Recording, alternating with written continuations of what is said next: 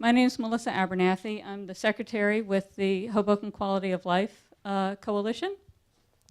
For those of you who don't know us, we've been around Hoboken since the year 2000, founded by Helen Minogue and a number of citizens who served on various other civic groups. The coalition was formed to unite people with interests that overlap from groups like the Hoboken Parks Association, Fund for a Better Waterfront, People for Open Government, and the Quality of Life Coalition came together to represent all of those interests and try to coordinate the group's collective power when we had shared interests. So since I think 2007, we have hosted these candidates forums in the interest of bringing the people of Hoboken together with the candidates. We're a small enough city where you ought to really get to know the people who are representing you in city government and school board. And we're pleased that you could join us tonight. We will also be videotaping tonight, so if you couldn't be here in person, and if the technology works right for us, we'll be rebroadcasting this on the city's cable channel as well as on the Quality of Life Coalition's website and potentially even the Facebook page. So thank you all for coming. We have worked very diligently this season with 4 forums to schedule and a whole lot of city and nonprofit group events this season to try and avoid overlapping any important forums and city meetings. However, we did not discover that we had scheduled tonight's forum on the night of the Housing Authority board meeting until last week. And we were asked by Councilman David Mello, who serves on the Housing Authority, if he could switch places with another candidate. We invited all the candidates to switch if they had conflicts, and he was able to switch places with Buddy Matthews, who is running on the same ticket with him. So apologize for not putting notice out there about the change, but this came through in the last minute. The second part of the City Council candidates forums will be this coming Monday, October 16th. And the other 7 candidates will be here Monday night. I hope everybody can make it. I'd also like to remind you that Tuesday, October 17th is the last day to register to vote.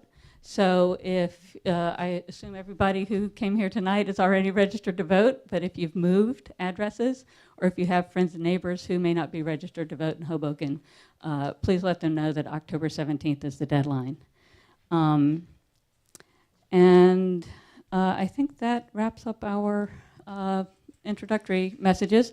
Let me now introduce Bob Bowdon, our moderator, who will explain the proceedings tonight. And we've been using this same format for 10 years, and it's worked for us very well. I know you were all handed index cards on your way in. If you didn't pick up an index card and it occurs to you that you'd like to send a question up to our panel of question selectors, just raise your hand and we'll have one of our volunteers keep an eye out and get you a fresh index card. Likewise, if you're just finishing up a question, raise the card and one of our volunteers will collect it and bring it down to our panel of question sorters. So let me introduce Bob Bowdon, who wanted no introduction because he's lived in Hoboken for quite a while and he has been moderating these discussions for a number of years. But let me briefly say he is a television producer, documentary filmmaker, reporter, political commentator, and currently the executive director of Choice Media, which is an education news service, website, and smartphone app. And I'll hand it off to Bob. I particularly like the smartphone app promotion. Thank you, Melissa. A round of applause for Melissa Abernathy helping us out. This is our first theatrical venue, so perhaps we'll see if the proceedings are more theatrical as a result. I just turned my cell phone off, so please either turn your ringer off or turn your cell phone off entirely. And let's see. Oh, we have a high-tech feature we've never had before, which the folks in the back can help us. We actually have the random number generator in the back projected on that white screen. So the candidates, you guys can turn around and look right there. So go ahead and hit the button a few times and watch the names flip around So they're shown how that, yeah, keep going. So that, the names flip around each time we hit the button. So that's how we're gonna, not have the same person go first every time, the same person go last every time. Usually in the past, I've tried to just do it myself on a piece of paper. Then I started bringing my laptop, and now everyone can see, so it's even more transparent. So I was particularly, pardon? Yeah, well, except you guys. Yeah, exactly. Okay, so, and then timing-wise, so let's go. We begin with opening statements when, by tradition, we allow applause for people, and that's a 1-minute opening statement. I have that right? And then during, once we get going with the questions, it's a 90-second answer to a question, and then we will allow rebuttals. People can just raise their hand if they want to have a rebuttal, and that's I'm told, a 30-second. It's a 1-minute rebuttal. Okay, good. So 1 minute, then 90 seconds, then 1 minute. Okay, and then closing statements are also 1 minute. Okay, good. So, and then if you guys figured out when they're coming up to almost the close of time, they'll get this, which is a folder of some kind. How many seconds do they have left when that goes up? 10 seconds. And then at the end of 10 seconds, oh, that was a little more robust in the second attempt. Okay, so that's good. So that's basically it. I want to thank all these guys for willing to be candidates and help represent our city. And so I guess what we're going to do is I'm going to have a dramatic countdown, and then you guys are going to hit the button for the order of the opening statements. You guys ready back there? Okay, so 3, 2, 1, go. All right. So Buddy Matthews will have the first opening statement. Again, applause is allowed during opening statements. And Mr. Matthews, please begin. Yes, you can pull the mic closer to you. I don't need a mic. Oh, for the recording, you need a mic, yeah, for the video that we posted. My name is Buddy Matthews, Charles Buddy Matthews. I am a lifelong resident of Hoboken. My father owned a candy and liquor store for 40 years. From the time he left, got discharged from the Navy till around 1980. My connection with Hoboken started in the YMCA at 12 years old. I was asked to coach a 9-year-old basketball team. In the YMCA, I spent 20 years in the YMCA. I eventually became a counselor during my high school and senior years, and I eventually became the director of the summer recreation program, which finished in the mid-'80s. I am a public school teacher in Hoboken. I started in the 7th grade, teaching the 7th grade.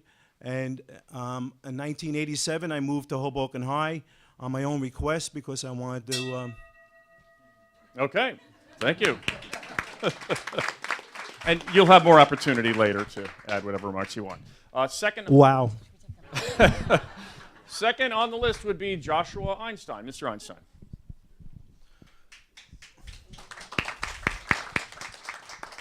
So my name is Joshua Einstein. I'm just got over a cold, so please bear with me. I moved to town 10 years ago, and it's been a wonderful love affair with Hoboken ever since. I'm originally from Bergen County. I'm a Jersey boy. I walk dogs in town, so I'm used to picking up crap, and that's something that a city councilor definitely needs to deal with. I saw a lot of problems happen in our town over the last 10 years, and over the last several years in particular, I saw an obsession with bike lanes and with building parks over all else. It's not that these two things are bad, it's that they've been prioritized above the needs of our city. That's what compelled me to run. When I'm elected, I hope to actually address the problems facing our city, from the persistent flooding on the west side of town to the parking deficit that has only been made worse by the policies of the current administration, and that whose heirs, many that they are, have basically promised to continue to make worse. Okay. Ms. Falco. Okay. I'd like to thank the QLC and Mile Square Theater for this opportunity. Good evening, everyone. My name is Vanessa Falco, and I sit here as a proud product of Hoboken. I am here because I have a responsibility to this community. It's my purpose to be a voice and to advocate for the residents of Hoboken. We have all witnessed the growth and development that has surely been met with consequences. We've seen the negative impact of certain municipal decisions that have gravely affected parts of this community. I've become more frustrated and saddened by the political divide that has been created. It is visible to me. I see it in our housing, I see it in our education system, in employment, in our recreation and youth programs, and most importantly, in economic growth and development. I am running for City Council because I am confident in my ability and my unique and diverse background to bridge this divide. I want to work hard to drive the spirit of collaboration where all the people of Hoboken are prioritized.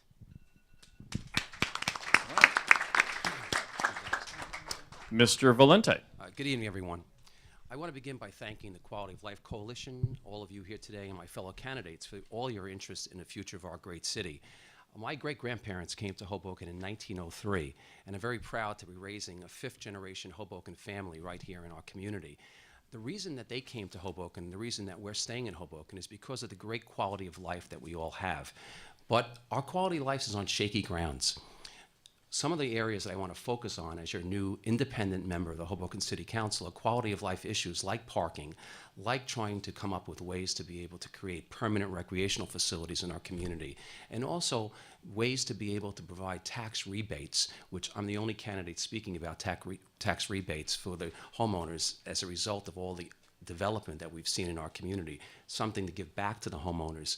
And I hope that you have an opportunity tonight to discuss those plans as well as others to make Hoboken's quality of life better for everyone. Thank you.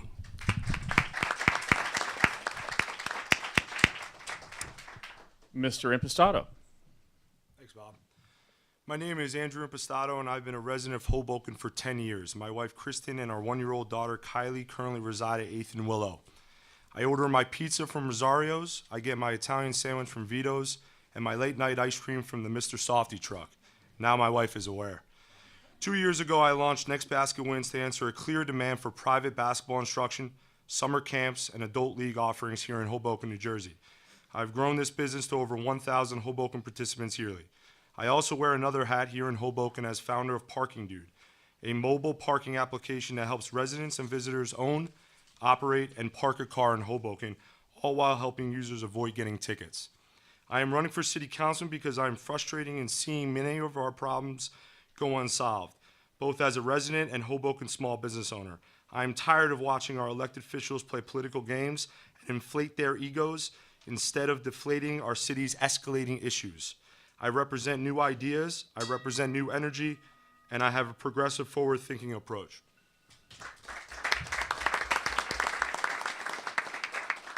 Ms. Hammond. Thank you. Does this thing come out? I don't know. Ah, It's okay. Actually, we'll got it. All right. Thank you. All right. Good evening.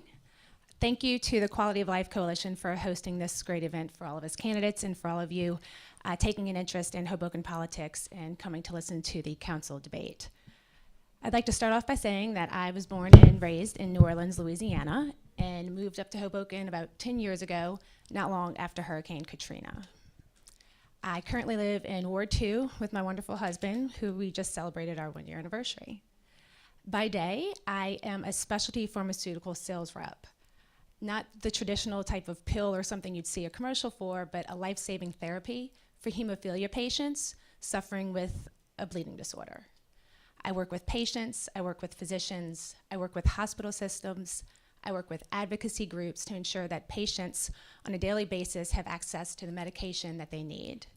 This is a truly rewarding career for me, and I enjoy what I do. I love it. I love to help others. I look forward to hopefully serving on the City Council and helping those of Hoboken.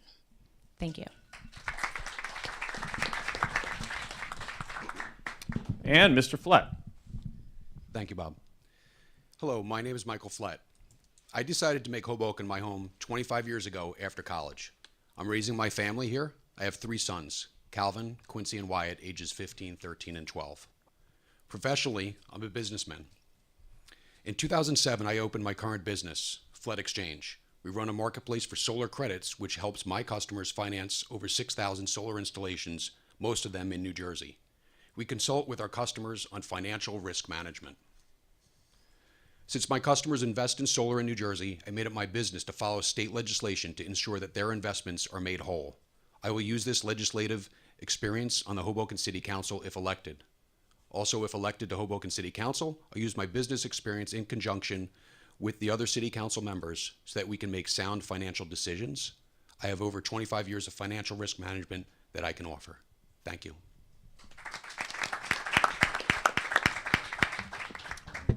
Okay, the questions are streaming in. We're going to have you guys in the back. You're going to go 3, 2, 1, hit the button again and get a new order. So there we did. It just happened, and Mr. Flett now will speak first on the first question.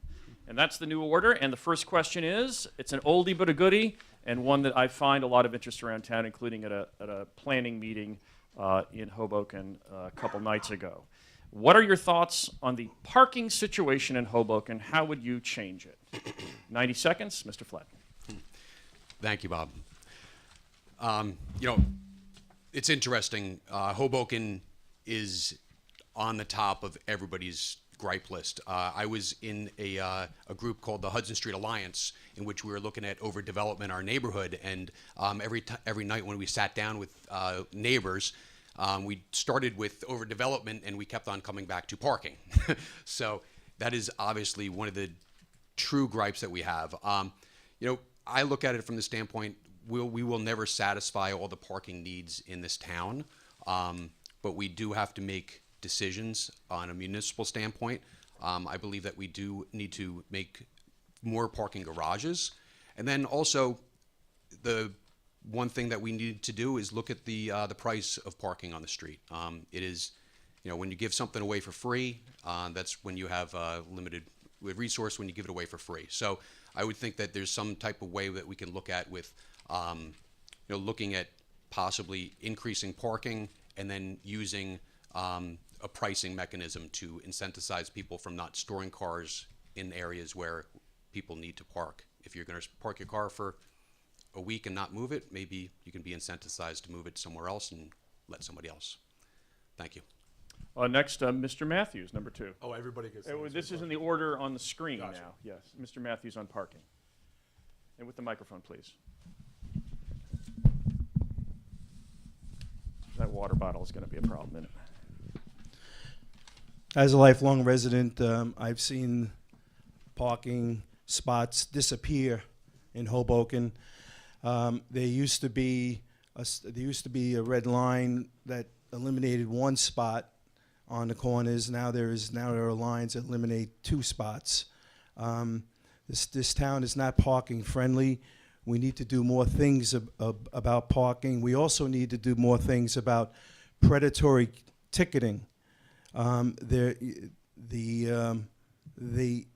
people that work for the Hoboken Parking Utility are told to go after these cars. They're told to have, there basically is a quota for these people, and we can't have people who want to come into this town not be able to park. We can't have our residents who at 10 o'clock, 11 o'clock at night park a little bit into the red line. We can't have them get ticketed.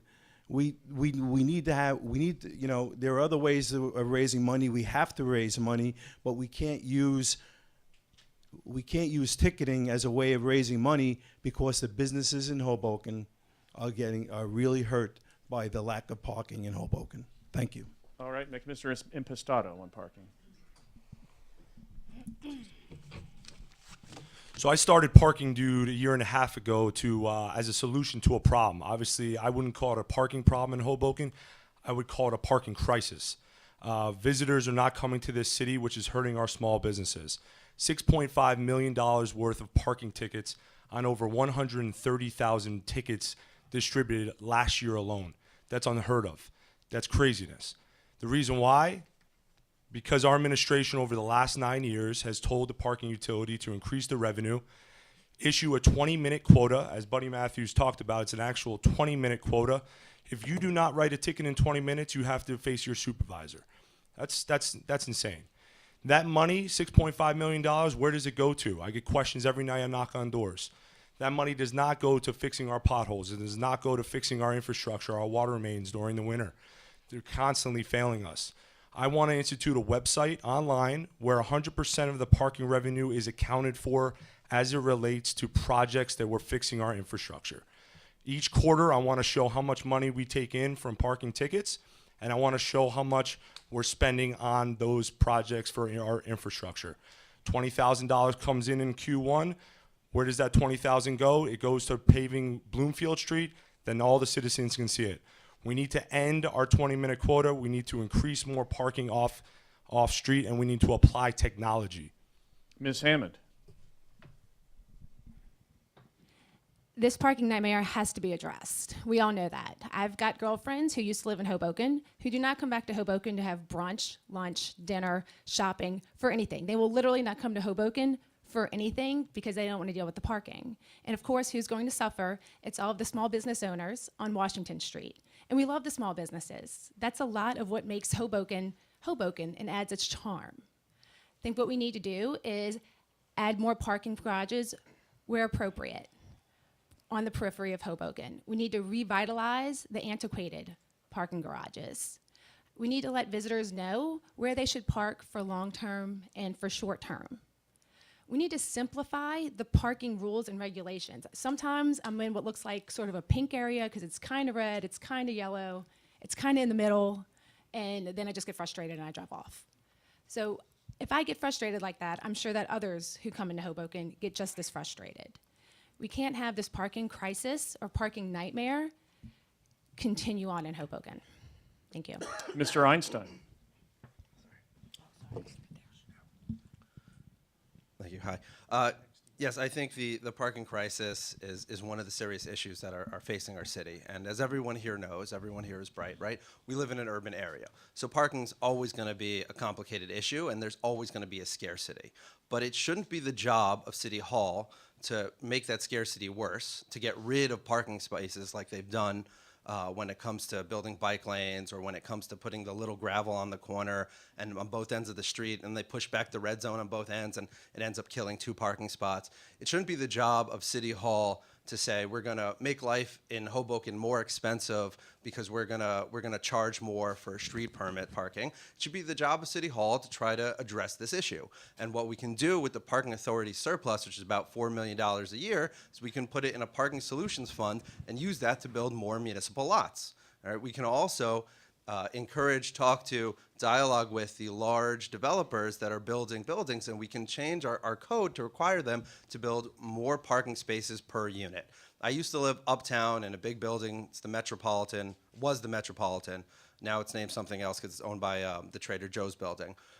And they were required when they built to build a certain amount of parking spots on the first floor. We need to up that level for the larger buildings. And like the Harlow, we need to explore how we can build or encourage developers to build underground subterranean parking. Thank you. Ms. Falco. There's a national outcry to address bullying, except here in Hoboken when the administration uses bullying tactics in regards to its parking, to the tune of $6.5 million a year. There's been a 42% increase in our population over the last 17 years, and it's just not fair to think that people are supposed to get rid of their cars.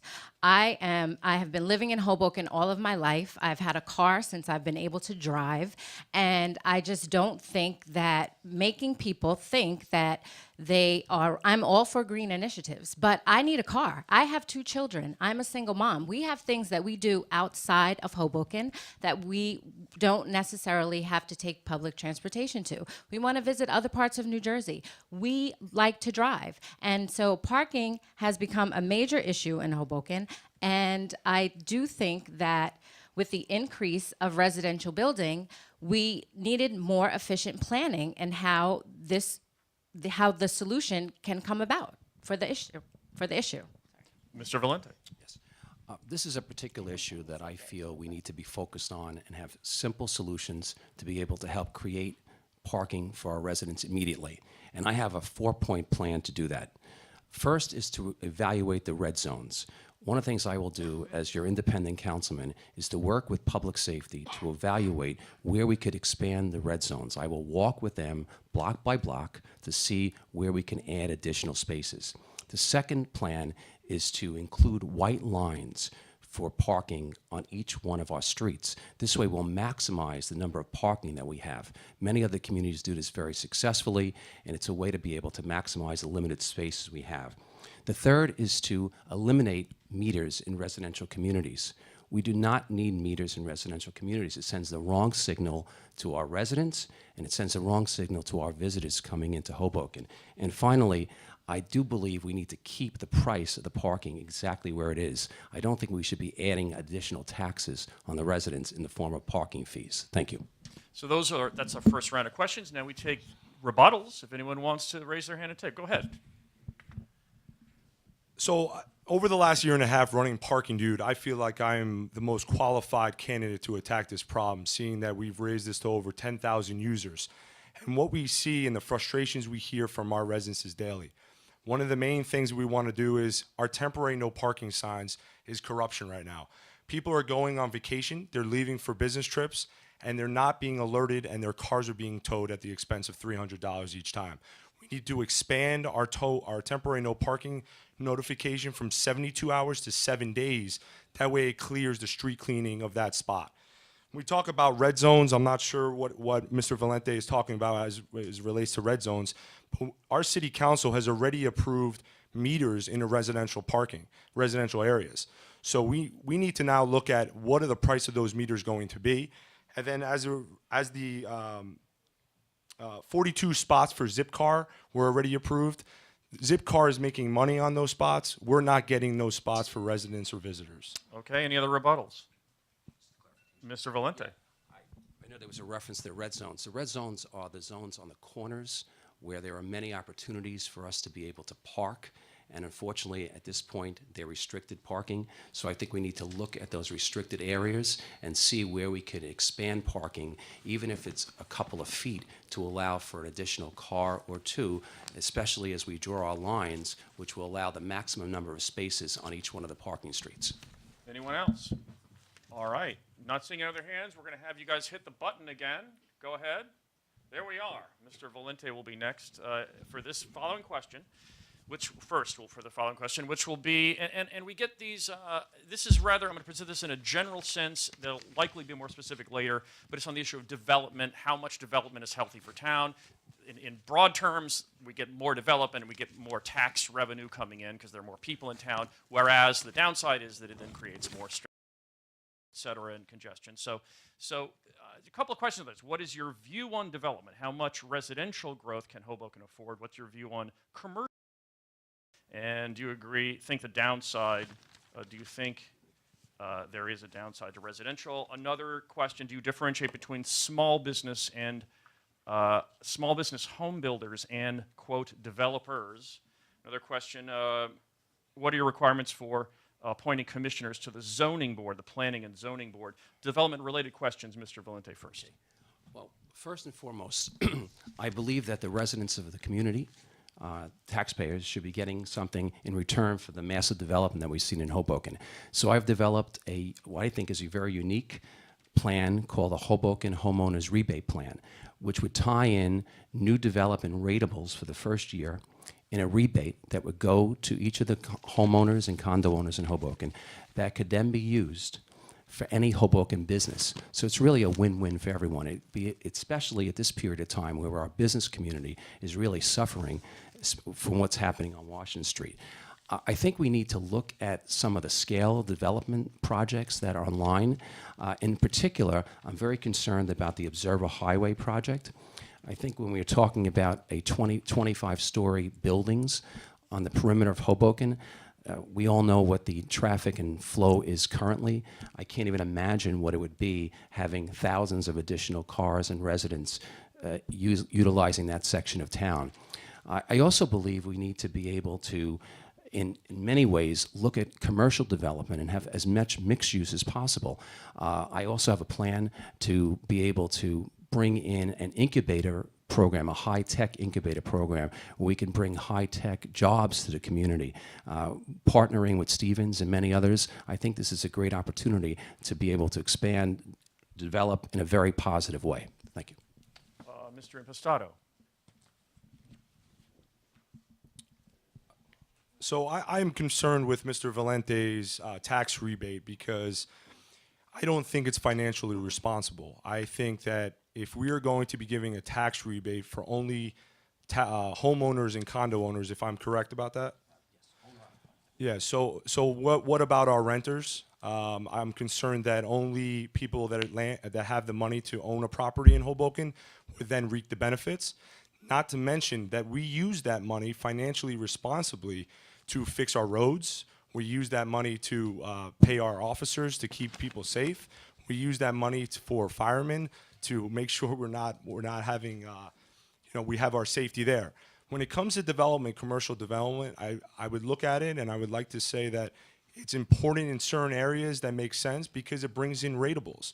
It increases our tax-based revenue and it makes them want to give back. I think Mike DeFusco and something that I support is having give backs with developers, having them kick in, not take their money for a rebate for small businesses in Hoboken, but take that money and actually give it back to have them fix our water mains. They're making so much money in Hoboken. We need to have smart development that they give back, and they're starting to pay for some of our infrastructure needs so that our quality of life can increase instead of continue to decay. Ms. Falco. Okay. It is my opinion that Hoboken is overdeveloped. It would be pretty difficult for me to support additional residential development unless it is for that of affordability. I think that this current administration has not used its capability to leverage opportunities where we receive any return on all the development that has gone on in Hoboken. I just don't see it. I don't see where we've benefited from any of the growth. And we have to learn how to use those opportunities to gain for our residents. I'm in support of Michael DeFusco's plan that new development will be required to dedicate, funds into an infrastructure plan. We can't keep building when we have a dilapidated infrastructure. Mr. Flett. Thank you. 3 points I have with development. I usually find that owner-occupied versus rental is preferable. What we've seen in the last 10 years is we see some of these buildings, they're whole blocks, they're all rentals. I find that usually gives more of a transient population. I think that when it's owner-occupied development, you get people that are invested in the community. They're here to stay. Also, another one is that the second is when there is development, we have increased ratables. In the last 10 years, we've seen a lot of investment in Hoboken. There's been new investment, but those ratables were not returned to people who already own here. So I think we have to make sure as a city council, when we bring in extra tax revenue, it has to benefit people that already live here. Also, one of the third thing is the uniqueness is the building height in Hoboken. I mean, I think when you walk around Hoboken, the charm is really the brownstones, the four stories, the cornice. I mean, this is the uniqueness of Hoboken. I think that's what I personally like, and I think if you ask most other people, that's what just differentiates us from other towns. So building height is a concern of mine. Thank you. Ms. Hammond. I'm in favor of mixed development. I think most of us are, meaning a good mixture of commercial and residential. We all know that if we overdevelop the residential piece, that it's going to complicate our lives even further. We already have problems with traffic congestion and parking, and it's just going to make it worse. I feel like the current administration really hasn't done a good job of getting enough from the developers, and it's really been one-sided. I feel like the developers have benefited, whereas Hoboken has not. I think that if there are more residential buildings to be built, that they really need to focus on more of the 3-bedroom and 4-bedroom homes to accommodate some of the families that are really now willing to stay in Hoboken longer and to raise families. Thank you. Mr. Matthews. I agree also with we continue to need to have development, but we also need to get commercial and residential development and stress the commercial development because that is going to get help our tax base. Also, right now in the city of Hoboken, there's an ordinance that if you buy a brownstone and you tear it down, and if it's 3 stories, you could actually make it another 2 stories above that, and that's causing a cavern effect. That's causing the sun not to shine on the grounds. It's really we need to keep the charm of the city and not build these new buildings that take the charm out of the city. Right now, there's over 1,500 apartments currently being built in Hoboken, and we need some of those to be affordable housing, because Hoboken's pushing out their middle class, and we need to make sure that anyone that wants to live in Hoboken can afford to live in Hoboken. Thank you. No, hold on. No, we don't allow reaction until only the beginning and end statements. Go ahead, Mr. Einstein.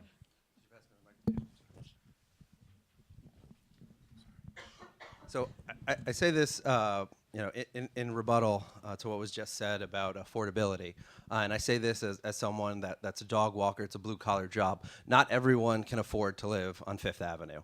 It's just the reality. It's the economic reality. There's a limited amount of housing stock, and not everyone can afford to live in Hoboken, and that's okay. People move. That's natural. But the policies that we have from City Hall create an artificial scarcity when it comes to our housing stock. And when we have this sort of anti-development, anti-residential development policy that currently exists in the status quo Zimmerite politicians, we have an increased cost for the non-rent control apartments. And there's an unfair situation where the small property owner who has maybe 8 units in his building, lives on the first floor or the garden level apartment, is squished by rent control. But the large developer, like my old building, the Metropolitan, rent control doesn't apply. So we need to figure out a way that we can level out things and make things fair to the little guy. And we also need to encourage the increase of our rental stock, because that's how rental prices will go down. And when you increase supply, price goes down, or at least stays the same, doesn't pace at the same amount. So we also have a situation in this town where we have enough pilot agreements. There's enough payment in lieu of taxes agreements. People want to build in town. Developers want to build. They don't need a special incentive to do so. All right. Any rebuttals on the development? Go ahead, Mr. Valente. Yes, I just wanted to clarify that I'm willing to explore the possibility of including tenants as well in the rebate program. I think that we need to maybe Mr. Impastato has some information that he can share with me for my plan, because certainly I believe that the residents of the community should be benefiting from all the development that we've seen in town directly. And I think that my plan, which not only benefits the residents, but it will also benefit the business community, is absolutely necessary. And I think that I would much prefer those funds, and that the taxpayers and tenants become a special interest when it comes to budget time each year. And that's what this plan will do. Anyone else? Mr. Impastato. I don't see how that's even possible to include the tenants and the homeowners if that's everyone then. So how are we going to get, where's the money going to come from? Financial responsibility, where is it going to come from to fix our roads? We use that money from development to put it back in the system. So we're talking now you want to include tenants. I'm a condo owner, so via your plan, I would get a cash back.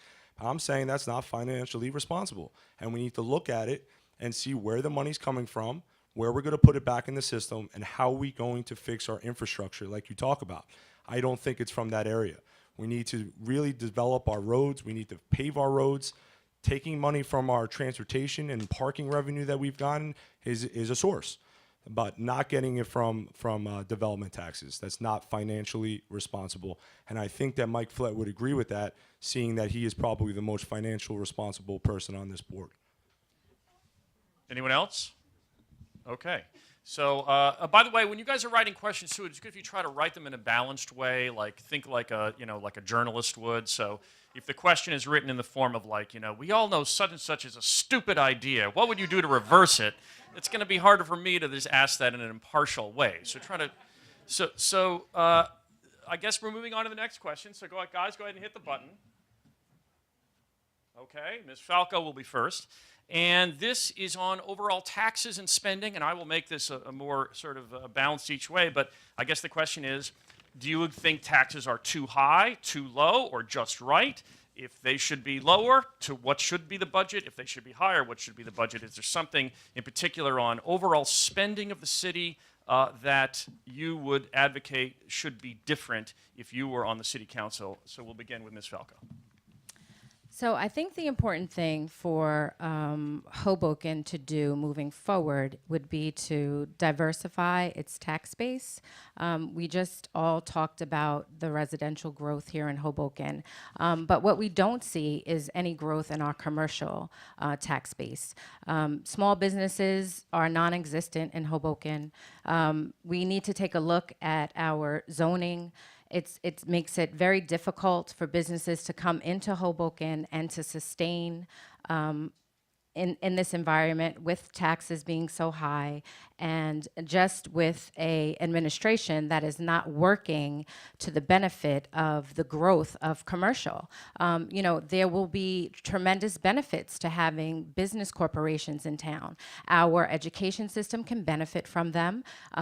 In collaborative efforts such as internships, and I may be going to the left a little bit, but these are just some of the values that will result in having businesses in our town. They will provide jobs. Currently now, one of the most thriving businesses here are bars, and that needs to diversify. I've talked to residents in the Sky Club. They don't have stores in their neighborhood. They like the park, but they'd like to be able to go to a neighborhood store where they can buy something. It's almost impossible to get to Target with the traffic, so we need to invest in businesses. Okay. Mr. Impastato on the budget and spending. Hudson County has demanded we paid Hudson County $65 million in taxes, which is, what are we getting back for that? We're the highest paying city in taxes to Hudson County. Now, I'm interested in seeing what Laini and Buddy have to say about their running mate, Anthony Romano, but he is solely responsible for Hudson County taxes being increased. Now you say, well, what do we get back? What type of services do we get back from the $65 million? I'll tell you, we got $1.8 million back alone in 2016 for the funding and additional funding for a Southwest Park for the land that we don't even have yet. So it's not for the Southwest Park that we have currently that just opened up, that was 10 years over, took 10 years to build, was over budgeted by a couple $100,000, and is currently surrounded by traffic and car fumes. Instead of vibrant wine bars and bike shops and coffee shops, right now it's just car fumes and traffic. So we need to have a mayor, we need to have city councilmen that will negotiate and get hard negotiations with our Hudson County levels so we get services back for that money that is spent. It's funny that Dave Mello's not here, but he shouted out at a meeting for Hudson County freeholders, holding up a piggy bank reference in reference to what type of money we're getting back, and now he's running with Anthony Romano. So that's my belief on the subject. Mr. Matthews on spending in the budget. There is a domino effect when it comes to taxes and these small businesses, especially on Washington Street. The landowners are being taxed. They're raising the rents of the small businesses. The small businesses have to raise their prices. And I just sat in on a housing authority meeting 2 weeks ago, my first one, and a few of my former students were there. And they were complaining that they can't even go to Washington Street because they're overpriced on Washington Street. They feel like strangers in their own town. Now, that's one effect that happens to these to these poor people. Another thing that happens is that when the stores raise their prices and they can't get their prices, they end up being moved out of town. The taxes have to be leveled because it just keeps on going higher and higher, and it's negatively affecting everybody in Hoboken. And by the way, Anthony voted no on every tax increase when he was in Freeholder. Next, Mr. Einstein. Thank you. So I think we're overtaxed. I think we can all point out and say that the county is the major victim, as 40 to 41% of everyone's tax bill goes to the county. But we're not running for the Freeholder Board. We're talking about the city government. And sorry. So the issue really here is what can we do vis-a-vis the city? And I say I have to agree with the idea that there should be tax rebates, as Angelo pointed out. I don't think that it should be limited to some sort of duck bill type card that you can only use at Hoboken businesses. We should give the money back to the people that are paying it, and I think we have money in our budget to do so. I believe the city has run a surplus. I think this year, 2017, at least online, it said it was between 10 or $12 million. In past years, it was between 20 and $22 million.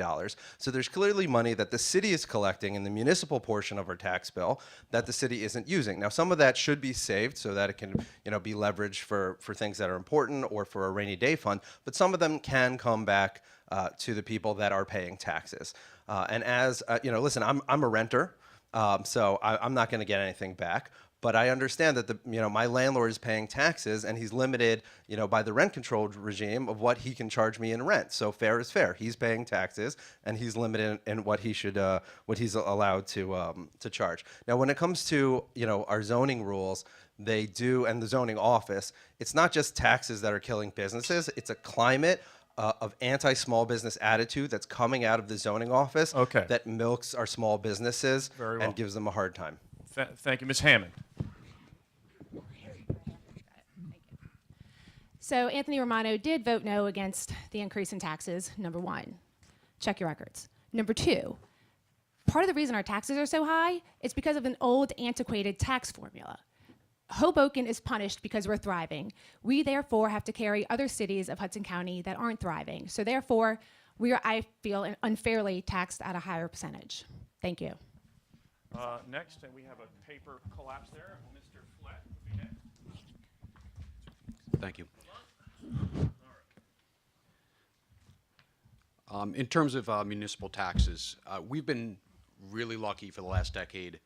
Ratables have gone through the roof. People are investing in Hoboken. When you walk around, you see the brownstones, something that nothing was done for since the 60s. Now all of a sudden you're having a duplex on the bottom, duplex on the top. The ratables in terms of taxes are going through the roof. So from a municipal standpoint, we've had the wind at our backs in terms of being able to hold taxes steady.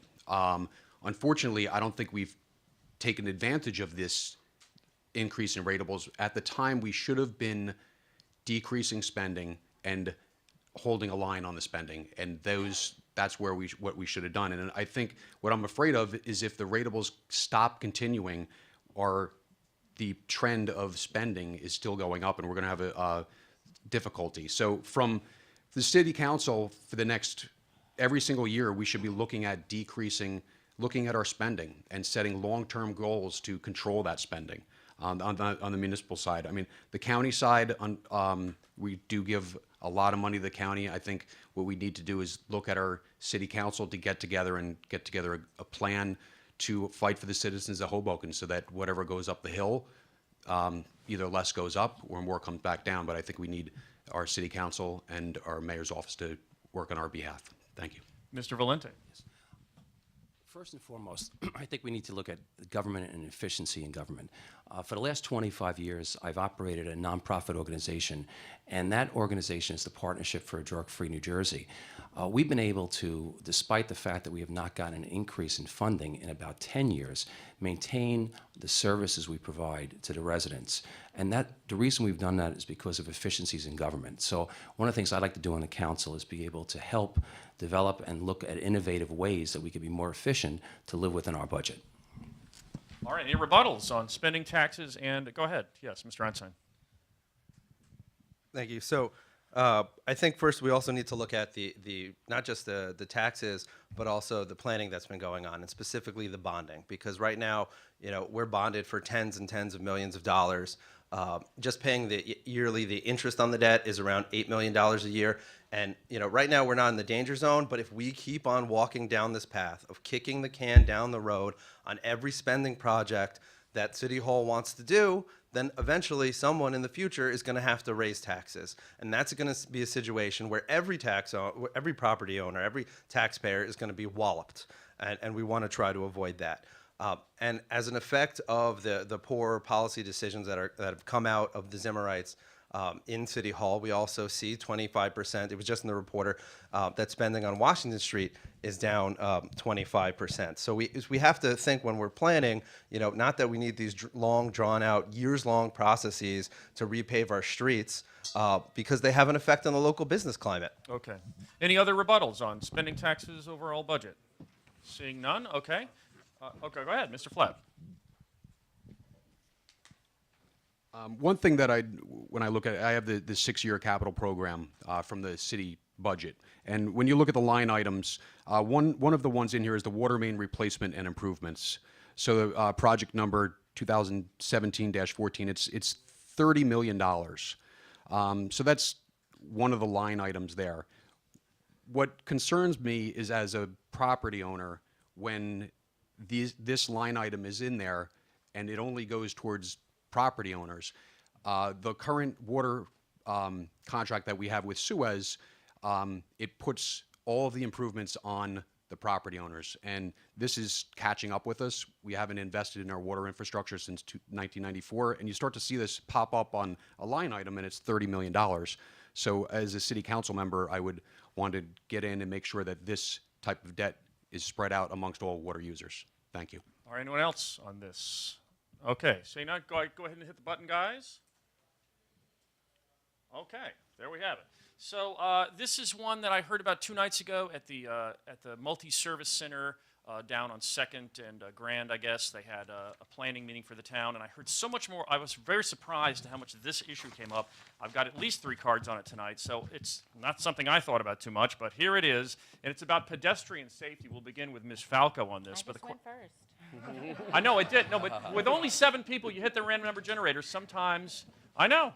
Sometimes it's not, it's you stay first twice. It's the way it works. What's the question so it's about pedestrian safety. So bump outs are, it says, this is a person who supports the Washington Street changes to keep the bump outs where the curbs go into where some of the street was at the intersections.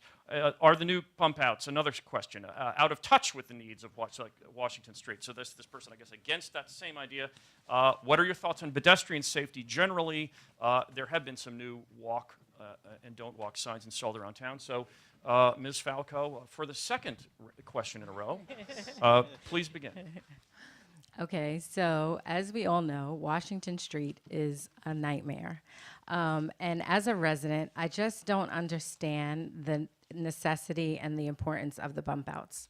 I'm sorry. I ride down Washington Street and you can't drink a cup of coffee in your car because it will spill on you and you will get burned. So before I would invest as a city council member, I just think that it made no sense. So I think that the paving of Washington Street should have come way before the bump outs. And so this is what has enacted me to become involved, because I just am surrounded by decisions that are being made that we're all impacted by that just seem to not make much sense. There are some issues with pedestrian safety, and I think that we need to do an analysis. I think that there are far more complaints than there are accidents. I think that people need to be more safe and be more aware of the traffic patterns. I think that technology plays a huge role in the fact that people are not being aware of their surroundings. And so that's a responsibility on an individual. It's not, doesn't reflect, the city and the traffic patterns. I do think that we do need to take a look at where our stop signs are located. We do have tons of traffic going in town. So it just needs an analysis. Okay. Next, Mr. Valente. In 2010, Washington Street was named one of the 10 great streets in America. Now, I have to say, I'm not sure what the motivation was to change that street, because we had such a thriving business district, and now we have a district that's on the verge of collapsing. Certainly, we need to be concerned about pedestrian safety, but I think we also have to balance that out with looking at some of the success stories that we had in our community and trying to maintain that and trying to build on that. So I agree with Vanessa. I think we need to pave Washington Street immediately. We need to get our businesses back in business.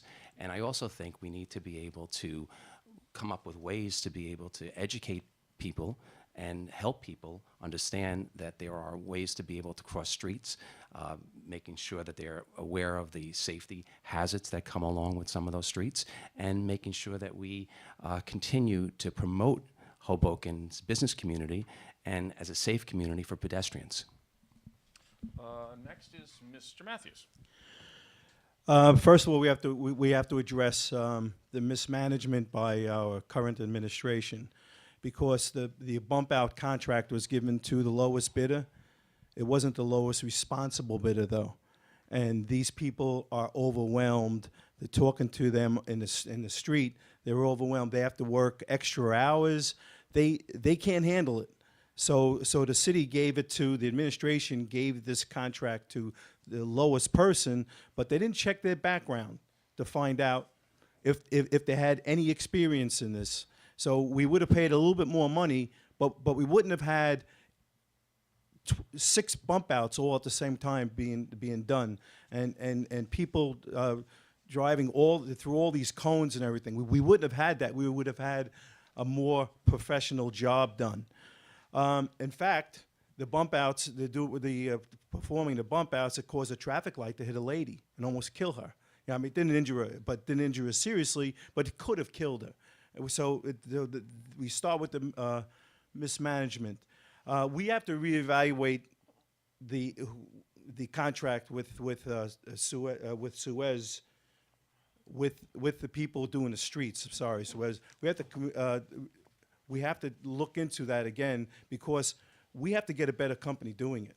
You know, it's never too late to change when things aren't going right. That's it, yes. Mr. Flett on pedestrian safety and Washington Street bump outs. Thank you. Pedestrian safety, I have 3 boys.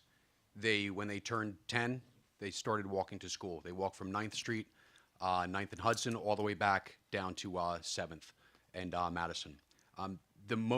As a parent, the thing you worry about the most is the safety of your children. And I'll tell you, as a city council member, I will take every single amount of input from anybody out there to make sure that we provide a safe environment. We have a city where there's more and more children here.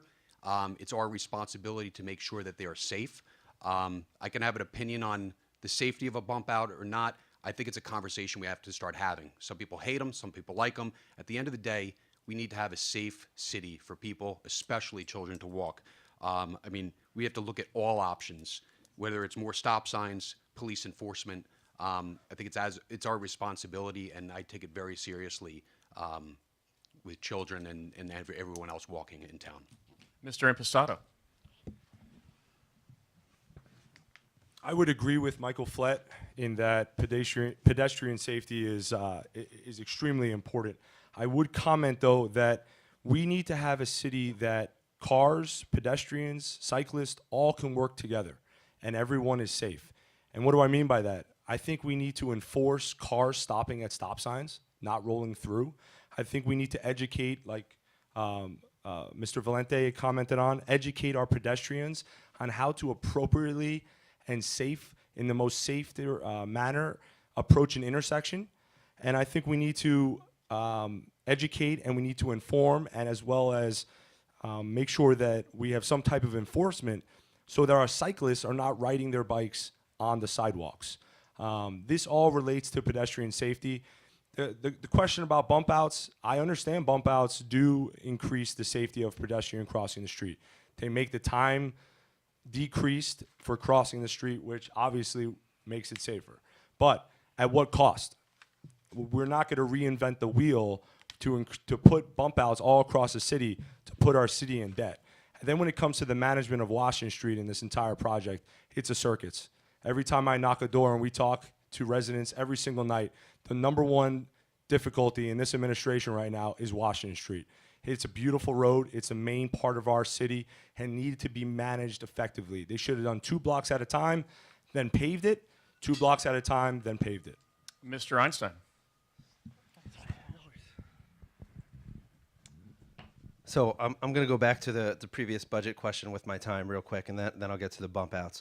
But in terms of the previous question, in terms of our spending, if we look at the Department of Administration from 2016 to 2017, spending went up $418,000. Human Services went up $100,000. Environmental Services went up $400,000. Community Development Department went up $140,000. If we total the budgets for all these departments, we're looking at roughly $20 million.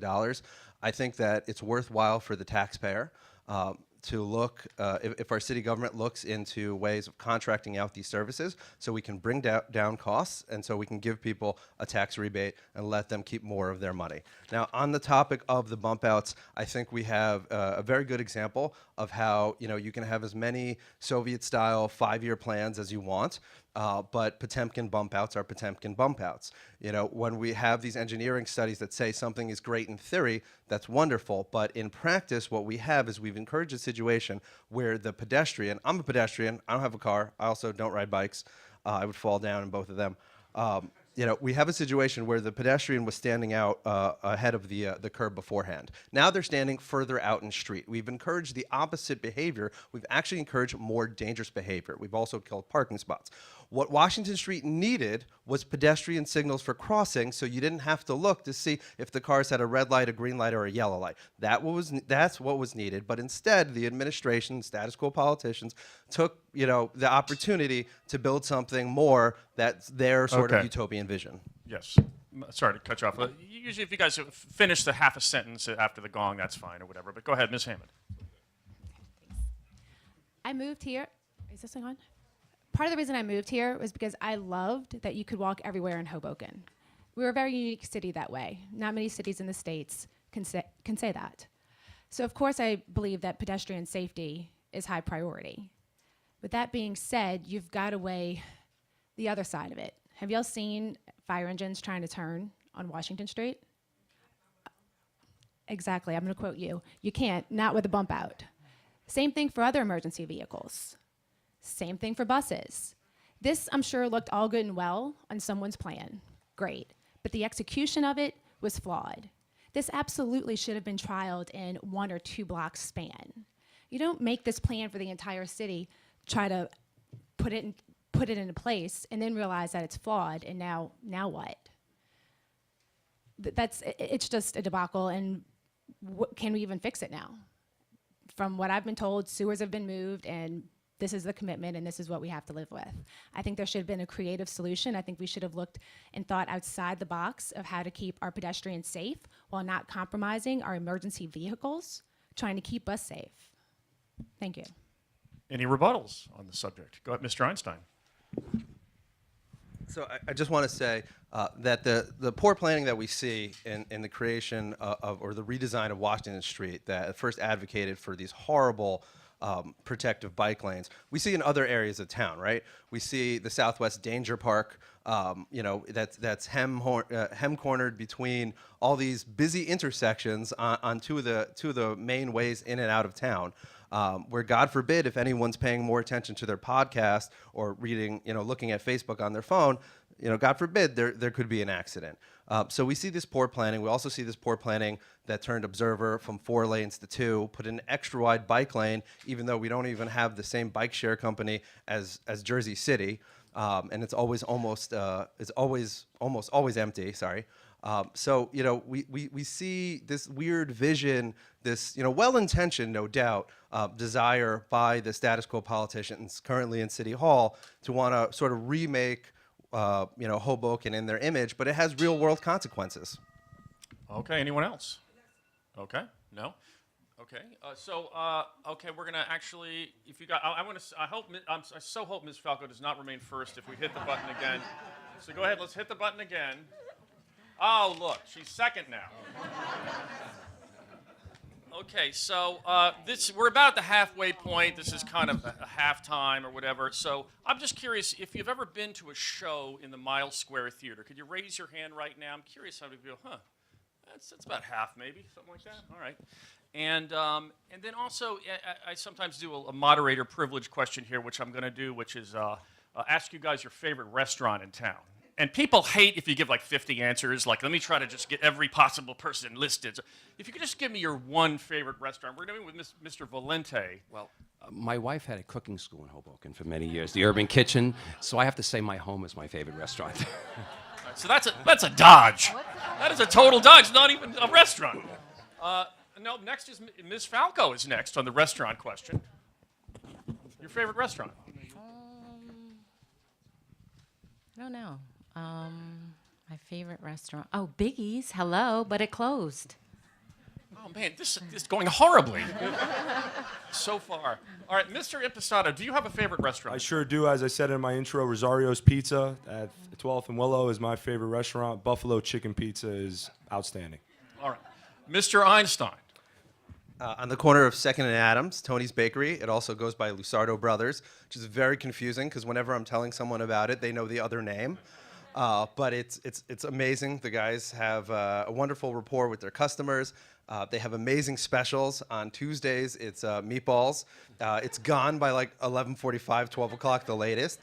On Wednesdays, they make the best deep dish pizza I have ever had in my life. And on Saturdays, on Saturdays, they make the best focaccia in the entire universe. I guess we have to stick with the timing paradigm we gave them before. They are not paying me, and I'm actually wearing a Benny Tudino shirt underneath. So I'm not being paid. All right, so there's an endorsement fee, I suspect. Nevertheless, Mr. Matthews. All the restaurants are good in Hoboken. All of them are good, and my wife and I try to go to as many restaurants as possible because you can't go to a bad restaurant in Hoboken. Okay, you can't give us one restaurant, just one. Nope.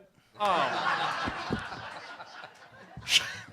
See, I think you guys are losing votes when you don't give a restaurant. All right, next would be Ms. Hammond on the restaurant question. There are so many great restaurants in Hoboken. I love that too. I think that I probably order in a lot, way more than any woman should who is from Louisiana and is supposed to cook. My mom would kill me. But I'd have to say there's a little Italian place uptown Hoboken that my husband and I are able to walk to, and we don't have to drive down Washington Street. Does that have a name? Augustino's. Ah, okay. We normally sit at the bar because we can never get a reservation because it's just that good. Okay. And Mr. Flett, would you, if you were dining out, leave a favorite place? I have to say it's Leo's. My first apartment here in Hoboken was the Grand Adams, and Leo's was one block away, and that was when Leo was still there. And on payday, when I still had some money, I would go and I would eat a lot. So a lot of memories. Okay. Any rebuttals? Someone says, no, your restaurant sucks. No, just kidding. All right, I probably shouldn't even use that kind of language, but, you know, I'm me. So, all right, so I guess we're ready for the next button press, guys.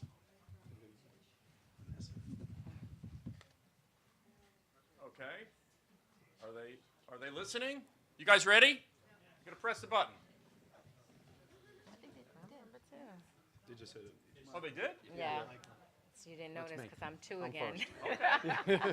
Are you? I don't know what to tell you. All right. So this question is it breaks it. It's actually there'll be some you'll have some prerogative to decide how you want to answer. It mentions a number of city departments and kind of asks you what you would change. Do you have any particular critiques about the health department, the environmental services, construction department, housing services? I might throw in police and fire. Are there particular city departments where you have something we haven't talked about yet that you have an idea to change, to improve, to somehow reform? And we'll begin with Mr. Flett. Yeah, so in terms of, I don't really have any problem. I'm not doing a renovation right now, so I'm not all heated up about going and getting zoning and everything. But, everybody just goes through that. It's a process. I guess you can always improve it. I would say what we're missing here, we can always improve every single one of these offices. Everybody can always complain.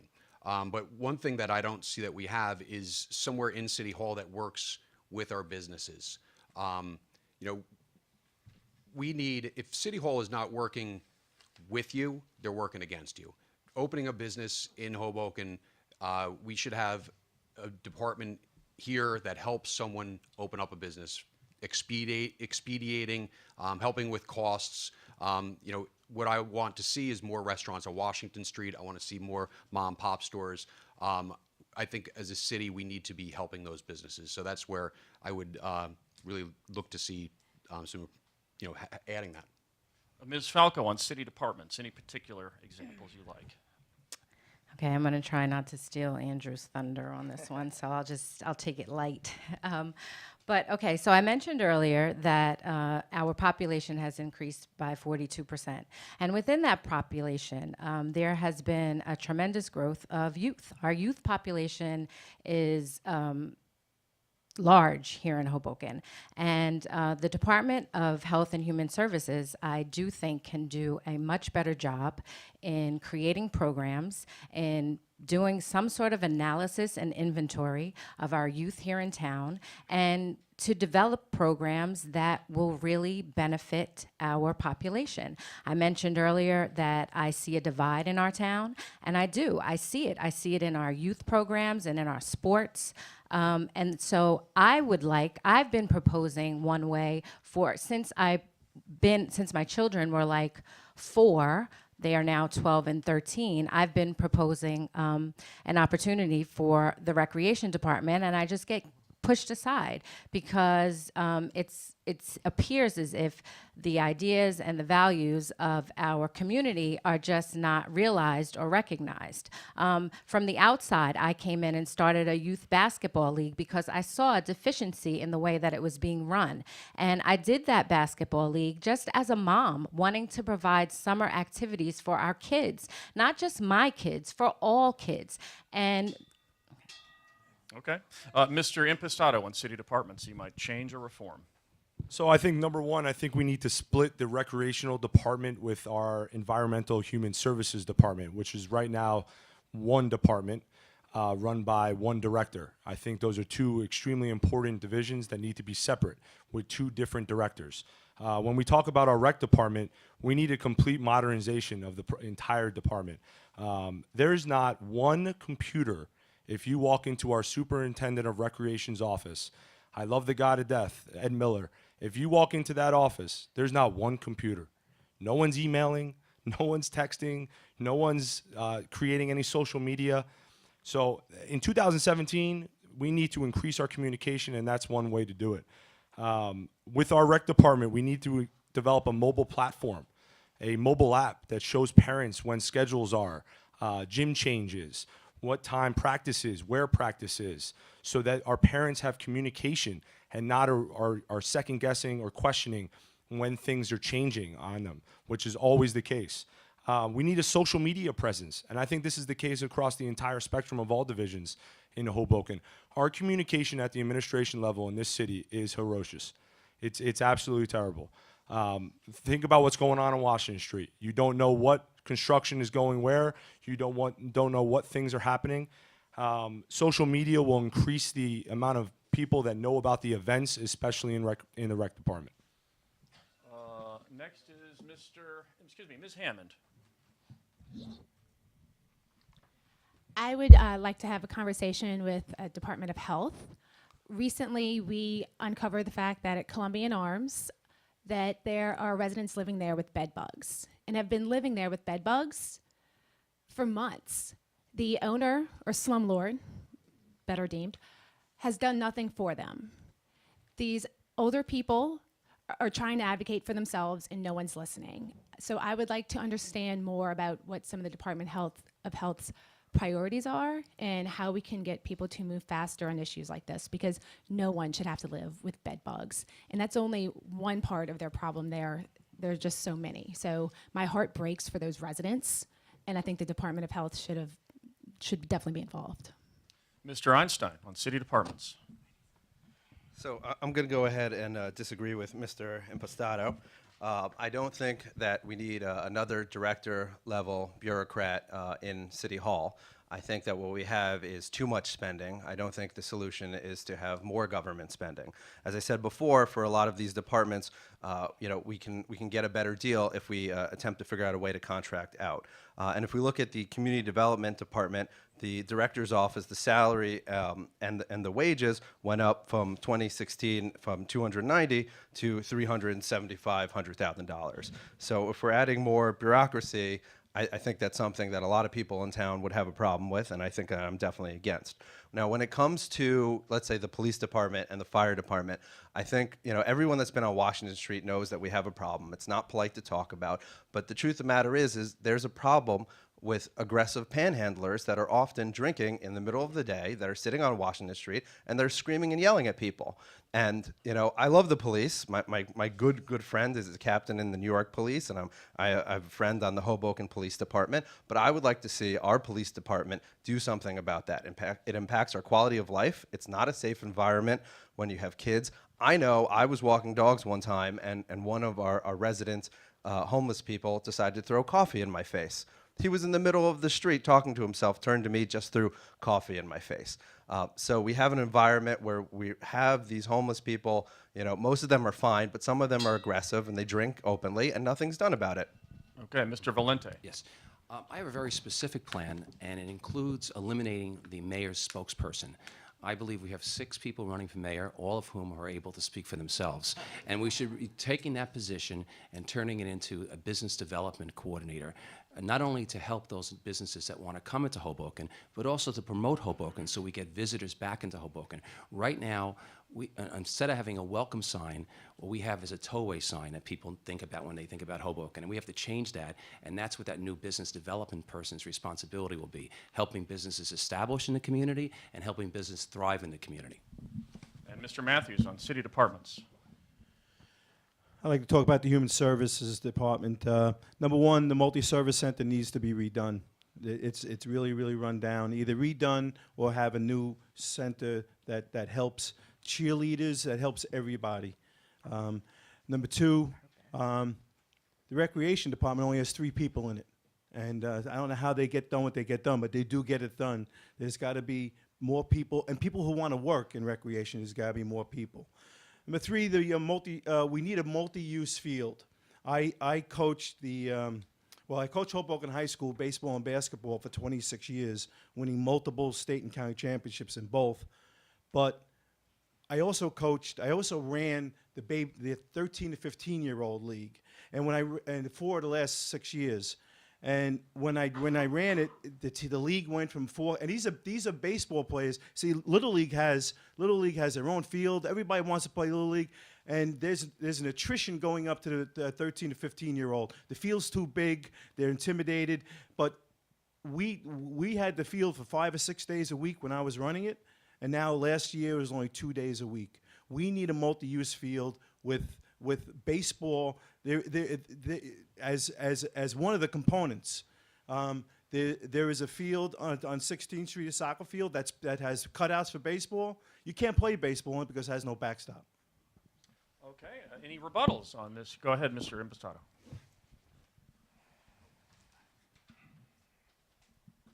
So when we have a excessive workload in any department, I think it leads to inefficiencies. And I don't expect Josh to understand that because I don't think he's ever stepped into the recreational department. Running basketball programs here in Hoboken, I'm in there every single week trying to work on gym rentals, trying to work on youth programming. I run the entire summer basketball league that Vanessa had started originally. I currently run that for the summer fun program. And when you step into this office, there is so much paper, there is so much ringing of the telephone, there is so much going on that people drop the ball on things. And we have inefficiencies going on right now, and we need to fix them. And one way to do that is to have one director for our recreational department and one director for environmental. 5 years ago, we had 95 youth playing soccer. We have over 1,000 now. 5 years ago, we had 125 youth playing basketball. We're over 600.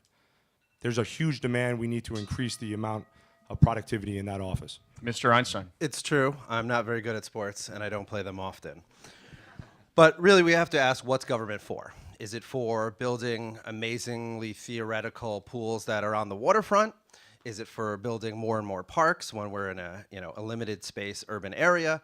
Is it for, satisfying our desire, our want to ride bicycles all over the place? Or is it to build the roads, all right, and to pay for municipal costs, to make sure the water is flowing, to make sure that it's not contaminated? We need to get back to basics in the city of Hoboken.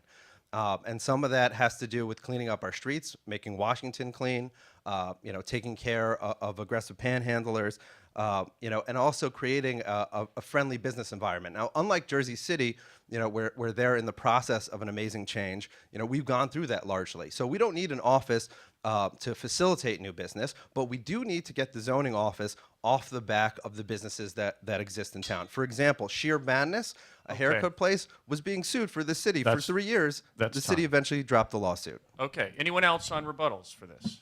Okay. All right. So I guess it's time to hit the button again, guys, in the back. And boy, I'm hoping Ms. Falco. Oh, look at that. She's next to last this time. All right.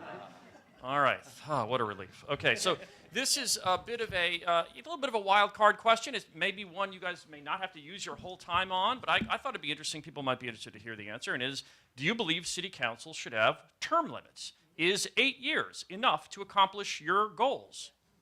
Are you for are you for term limits for city council, Mr. Einstein?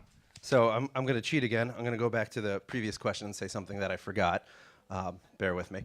I think when we're encouraging business and we're looking at our Byzantine variances and, the zoning rules across town, the municipal plan, we have to realize that not every restaurant that's going to open up is going to turn into a bar. And there's a lot of restaurateurs out there that want to come to Hoboken, but don't want to have a place that doesn't serve alcohol. Doesn't mean most of their revenue is going to come from the alcohol, but it does mean that that's a prerequisite for them to come here. So if we want to attract this level of restaurants and nightlife and different sorts of businesses, we have to update our Byzantine zoning laws. We have to get rid of the 500 feet rule. I know it was amended a little bit here and there, but it really still is in existence.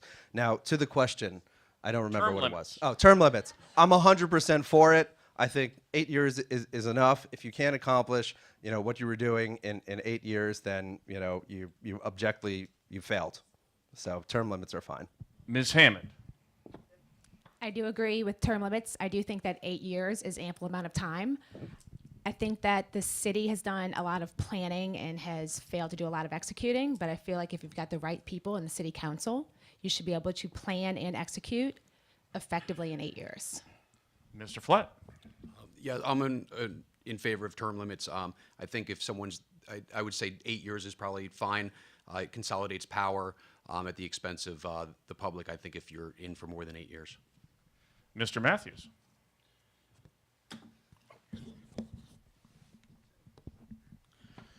I'm against term limits. I think this city is diversified enough and smart enough to know that if their people aren't doing their jobs, that they'll be voted out of that office, because it's not. There is no timetable to doing things. I mean, 8 years is a long time, but they may be in the middle of a program after that 7th year that they need to finish. I think the people of Hoboken are smart enough to vote someone out who's not doing their job after 8 years. Mr. Impastato.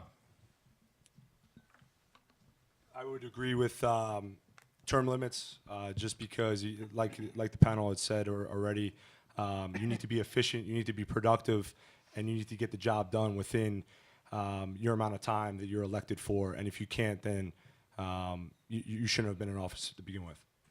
Ms. Falco.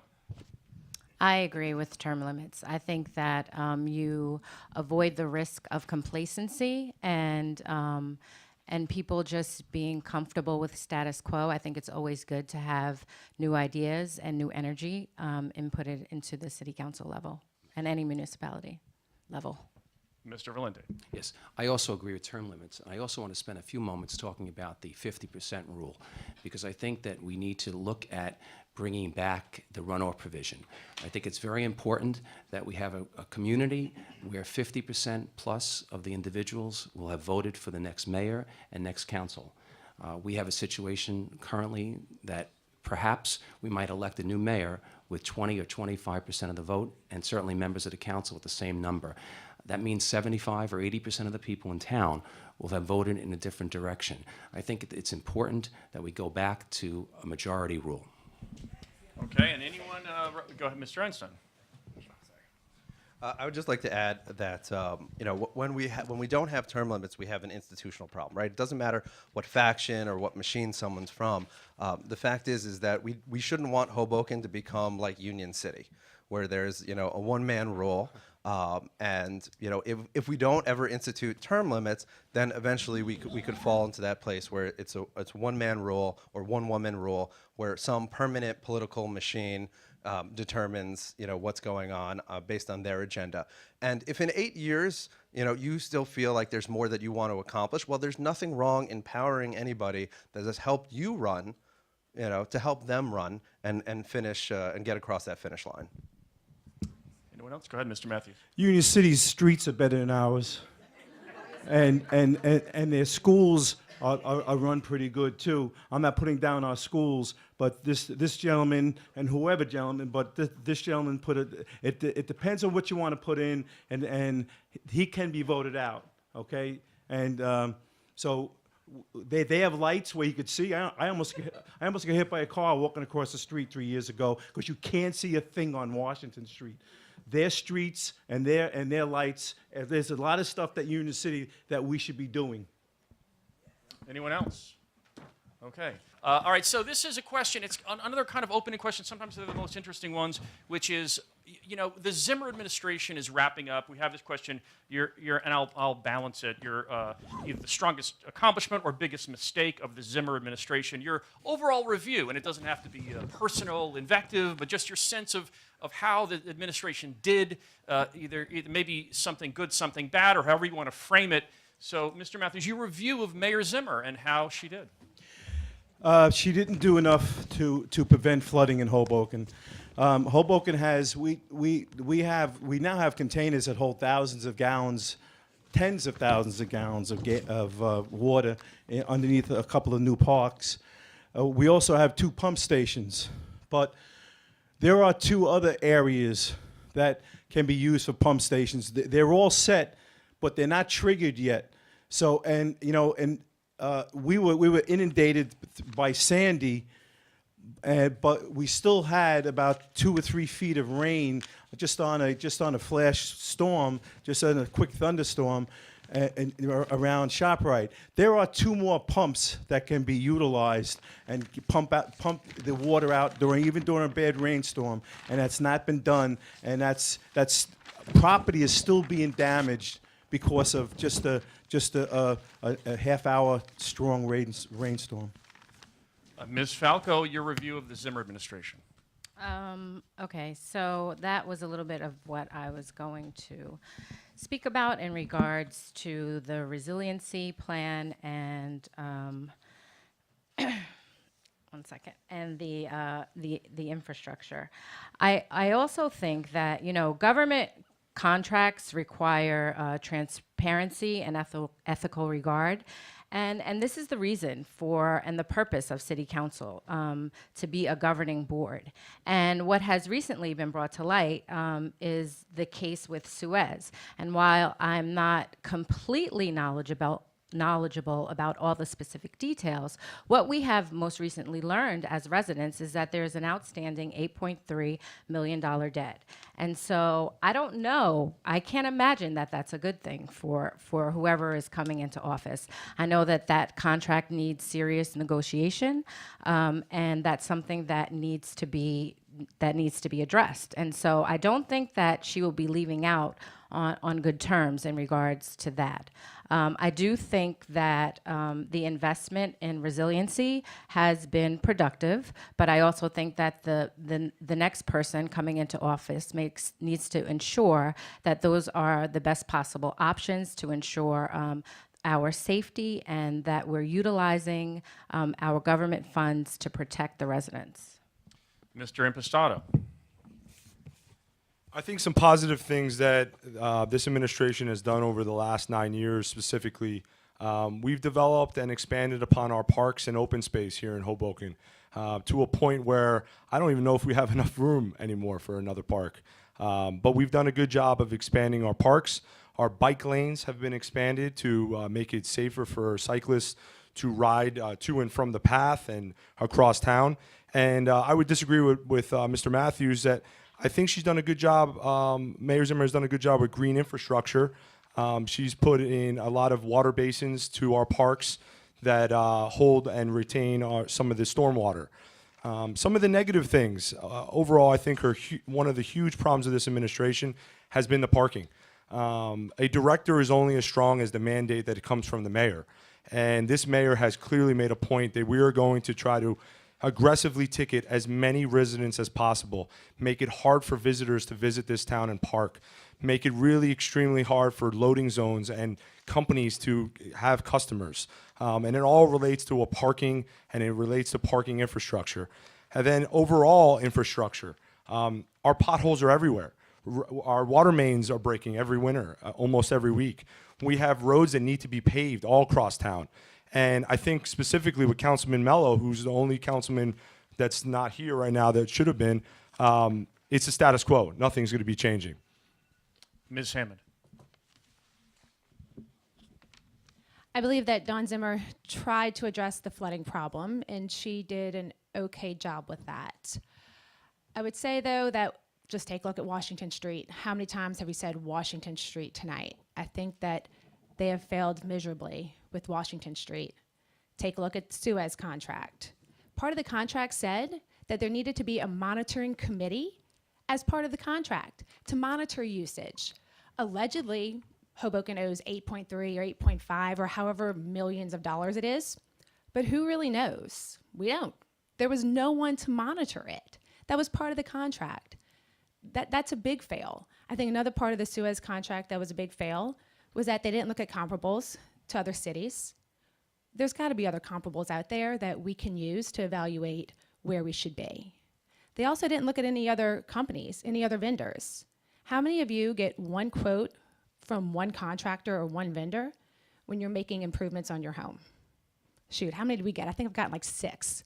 Okay, it makes sense as an educated consumer to get multiple bids for a contract, especially one such as Suez. So for me, those are 2 places where I think that they did not do so well. Mr. Einstein. So I think we have to really zoom out and have perspective. And I think the early reformers, when they cleaned up our finances, did a really good job. And I do think that when she responded to Hurricane Sandy during the actual hurricane and the next week afterwards where we didn't have electricity, Mayor Zimmer was great.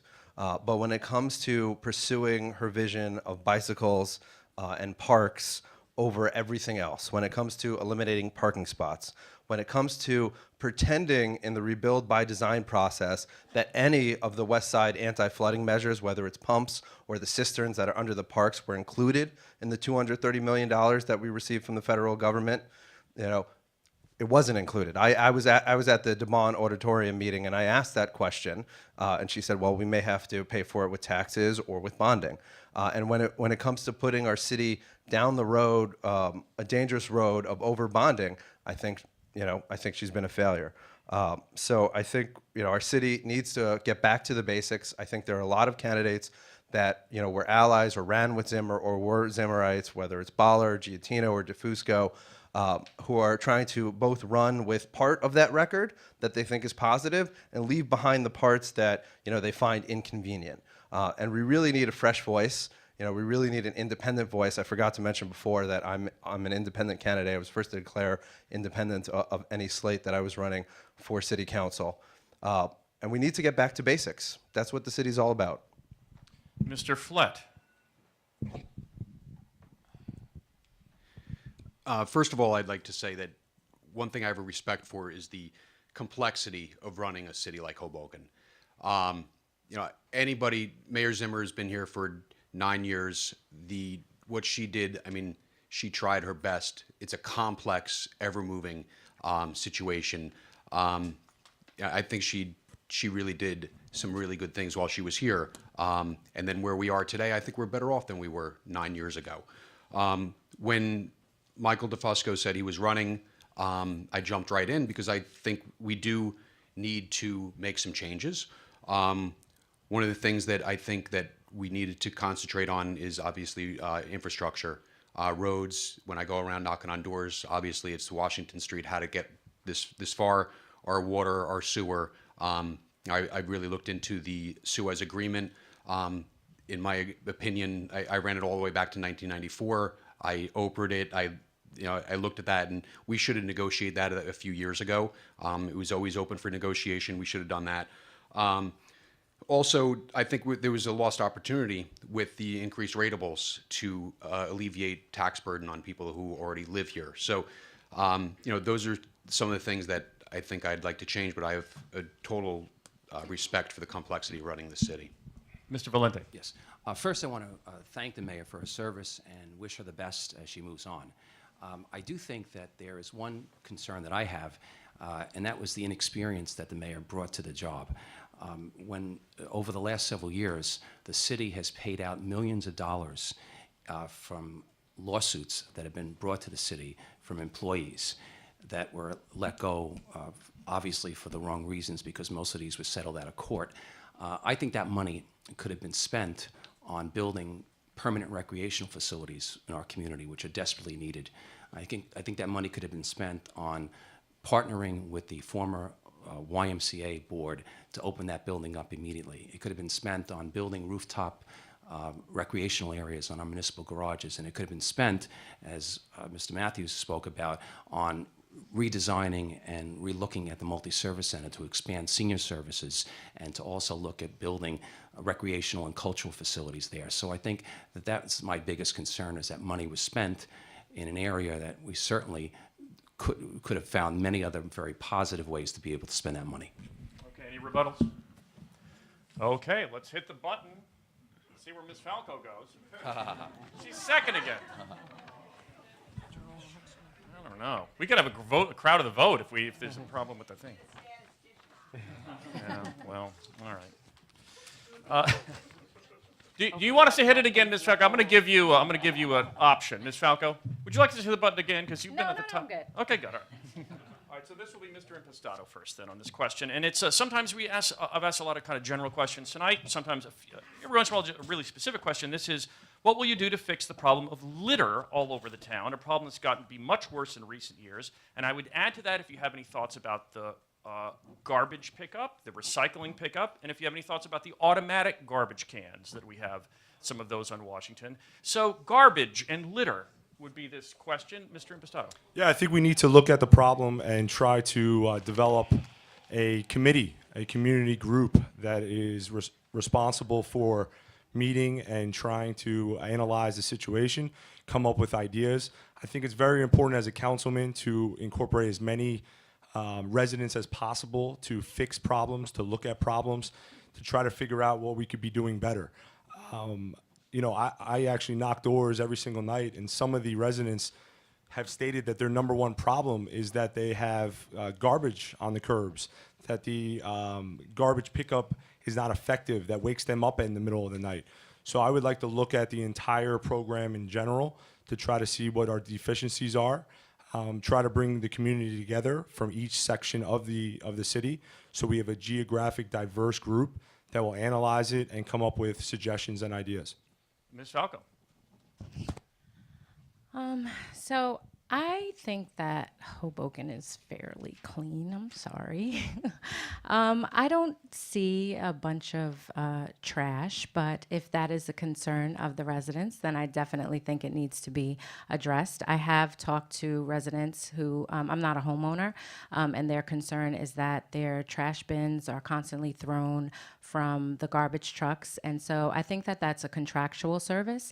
And so in that regard, we need to hold these outside vendors accountable for their business and have a quality of standard and just make sure that it's adhered to.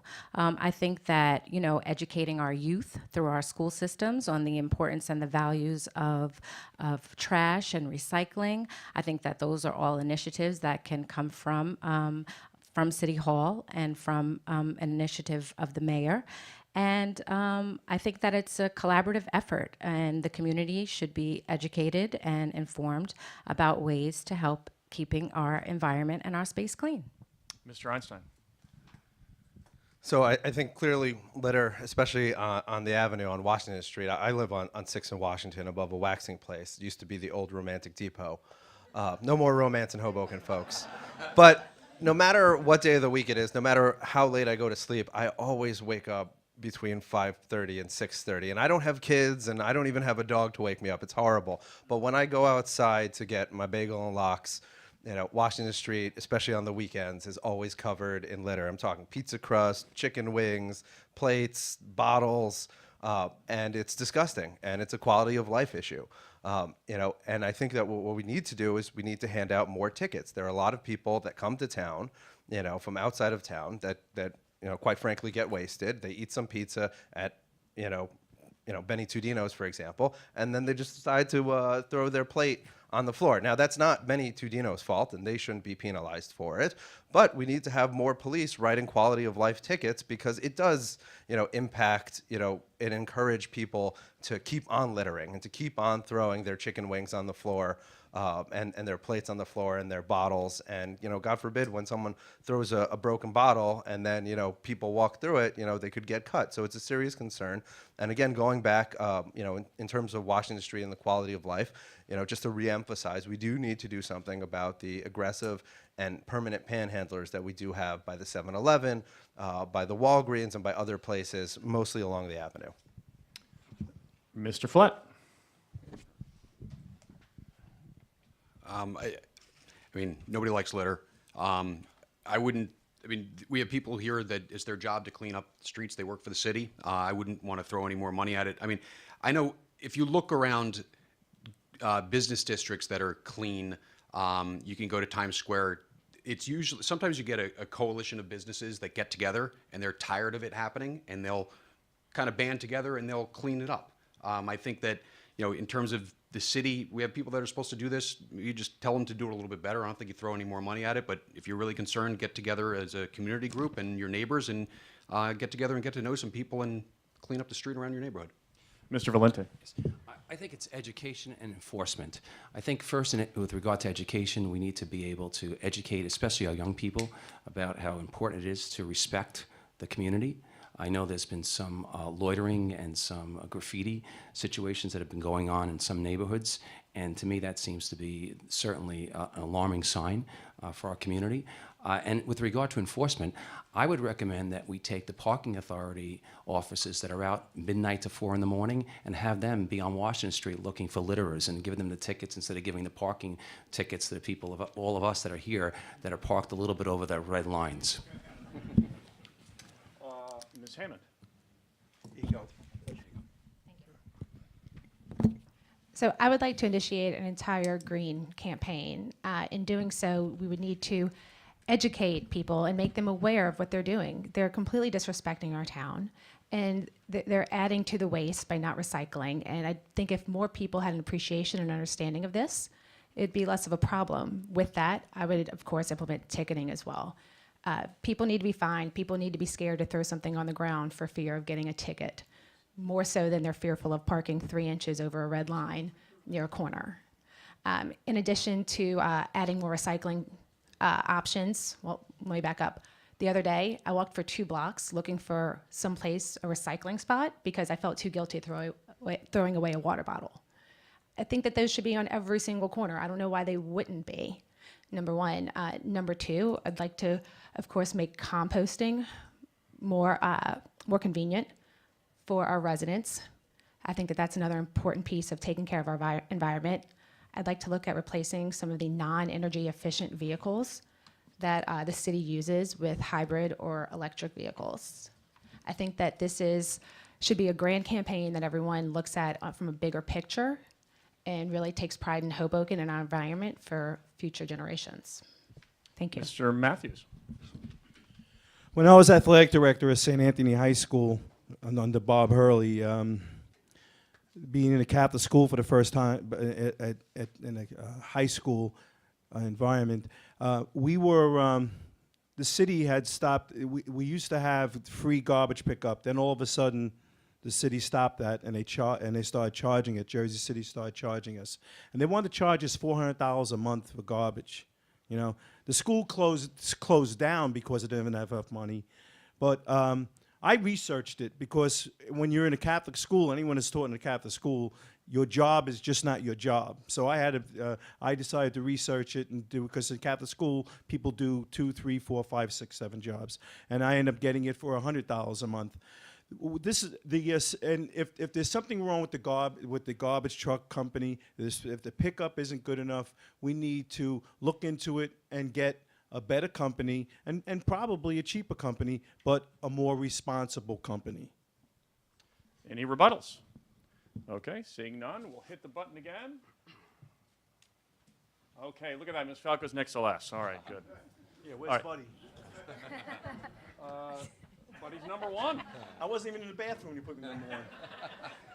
Okay, so we're going to go a little bit over because we took the break, but not too much. This will be the last question. Then after this, we'll get to closing statements. And so this is a question about do you support rent control in town? And just for a little background, there's something called rent control that we have now. We could also have no rent control.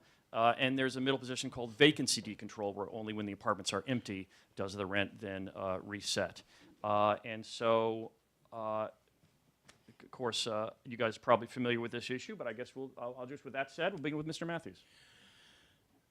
The last election, when I was going to vote, I was walking there ready to say, ready to vote for rent control.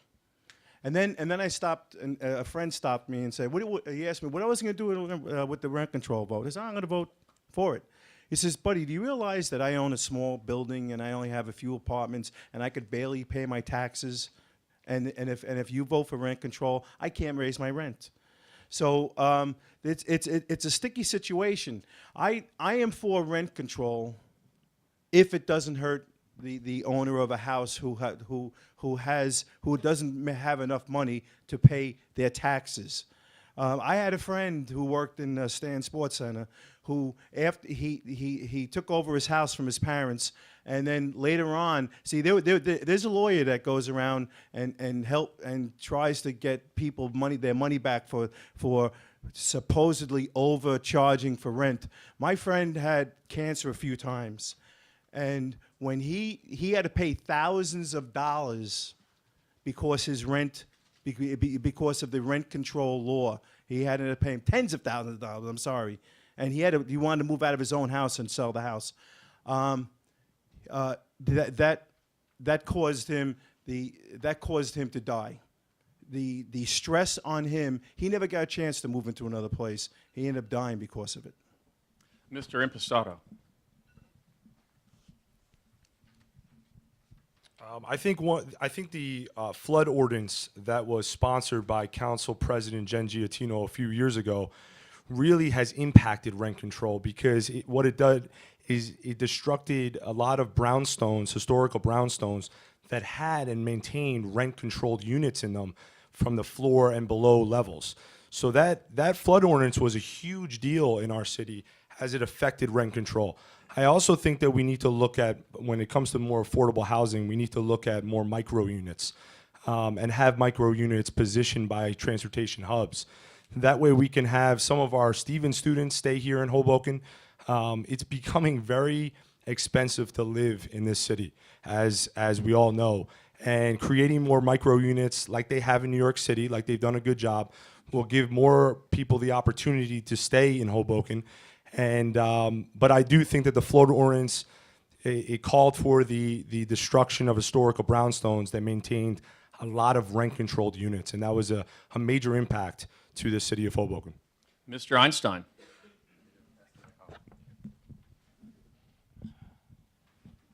Thank you. So either you believe in personal property rights or you don't. You can't split hairs.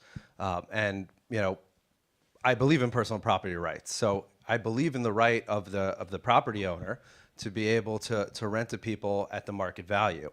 We have a situation here where everyone says, oh, you know, rent control is good, but when we actually look at the amount of renting housing stock, we've actually seen that go down. Why? Because landlords, property owners, have an economic incentive to undergo condo conversion. And the person that couldn't afford the 3-bedroom at $3,200 a month, they can't afford the condo unit at $500,000. So what you're actually doing is you're actually making Hoboken more unaffordable for the economic group slightly above those who really need a lower rent. And also, when we talk about property rights, we have to think, not only in our town's history of some of the strictest rent control in the world, but we also have to look at the record of all the Zimmerites that are running, from DeFusco to Giattino to Bala, and we have to look at how they've supported the violation of property rights elsewhere. And when it comes to the Southwest Park expansion, when it comes to the Union Dry Docks, we see this abuse of eminent domain, this policy from the government, at all levels of government, that in a very rare circumstance, for the public necessity, not a public want, that they would take away someone's private property. And here it's abused. Mr. Flett. Hi. I'm in favor of rent control for current residents. I mean, anybody who's lived in Hoboken for a long amount of time, you get to know your neighbors. And this is a Hoboken issue. We have neighbors. We don't want these people to get displaced. I mean, I've learned so much on the campaign trail. I went to this one walk up. I go all the way up to the top floor, and I met this guy, and he said he lived in that apartment for 49 years. I don't know what his specifics, but I'm pretty sure that if it wasn't for rent control, he wouldn't have been there. I joked around with him. I'm like, well, good thing you got the apartment on the 5th floor. He's nice and skinny. If you got on the 1st floor, he probably wouldn't have been so healthy. But and anyone who buys a building and there's rent control, you know what you're getting into. There's a rent roll that's below par, and you're going to get that building for less.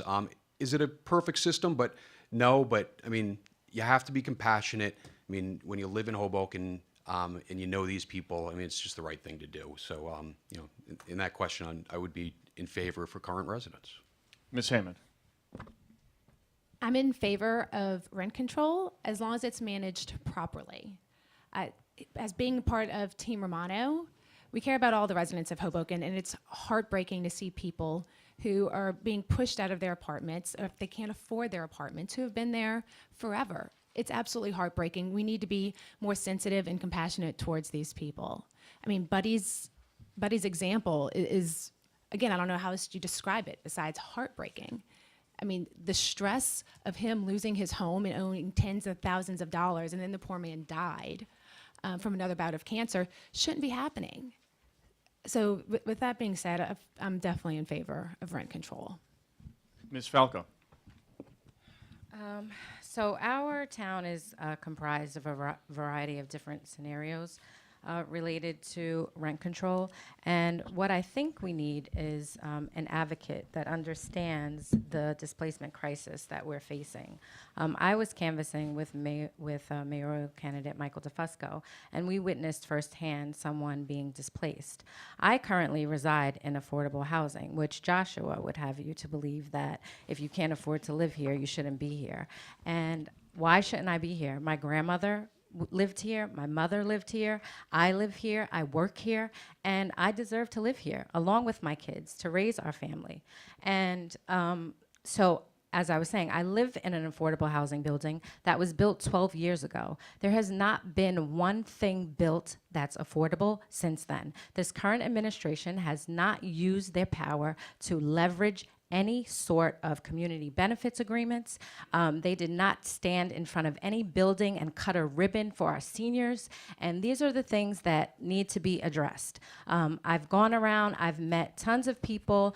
It's just not fair when you meet a senior citizen that feels safe in their building. They don't feels unsafe, I'm sorry. They don't feel unsafe in Hoboken. They feel unsafe where they reside. And that's just not acceptable to me. Mr. Valente. Yes. I also support rent control, and I also think we need to be doing a better job on educating both the landlord and the tenant on the rules of rent control. I also know the case that Mr. Matthews was referring to, and it is heartbreaking. And I believe from my conversation with the owner of that building, they had no idea about the restrictions that were imposed on them. And unfortunately, it came back to be a situation where it caused great trauma for that family. So I think we need to educate landlords and tenants about the rent control rules and regulations. And I think that would be a great step in being able to stabilize our current situation.